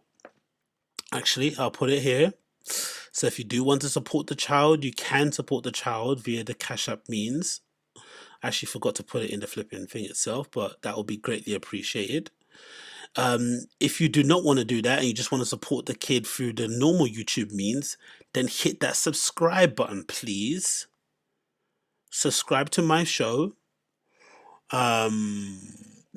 Like it and share it. And as I said previously, what I'm going to do, actually, I'm putting me on full screen. What I'm going to do, you absolute legends, is that tomorrow, once I finish work and shit, I'm going to update the timestamps and get that all done for all of you guys, so you guys can check it out. And hopefully upload the clips. When the clips will be done? Thursday. I have the clips on my channel. So Thursday you'll see the clips and shit. Tomorrow you'll see the timestamps. Or maybe I might do it all tomorrow, actually. You never know. I'm a hard worker, man. I work like a Mexican, as Brendan would like to say, right? I'm a Mexican. I'm a Guadalajara Mexican. But yeah, I'll do all that stuff. I'll upload it and shit. And yeah, I'll try to keep that on going. And I think I'm going to try. I'm going to try and do, again, no promises, but I'm going to try and do these 2 times a week. Again, I missed out last week because I've been ill, but I'm back now. But I'll try and do these 2 times a week at least, maybe even 3, because they're quite fun, innit? To get rid of all this stuff, to talk about all this shit and whatnot. It's quite fun to have some banter over this shit and waste some time, so why not? So I'll try and do these things maybe 2 to 3 times a week and shit. Random as per usual in terms of timing wise and shit, but you guys seem to always check out and chime in anyway whenever they are on, so I do really appreciate that. But regardless, thanks a lot for tuning in, guys. I really do appreciate all of you. It really has been a great time. Thank you so much for hanging out with me. And as per usual, if it's your first time check out the show, you like what you heard, make sure you subscribe, make sure you like, make sure you share, all that good stuff. That'd be muchly appreciated. And of course, we'll see you guys on the other side very, very soon. But thank you everybody for tuning in. Big up the chat. You guys have been fucking fantastic. Big up everyone contributing, adding to the lows, recommending videos and all that good stuff. I really do appreciate it. And I'll see you guys again very soon. Peace, my friends. Take care and be safe.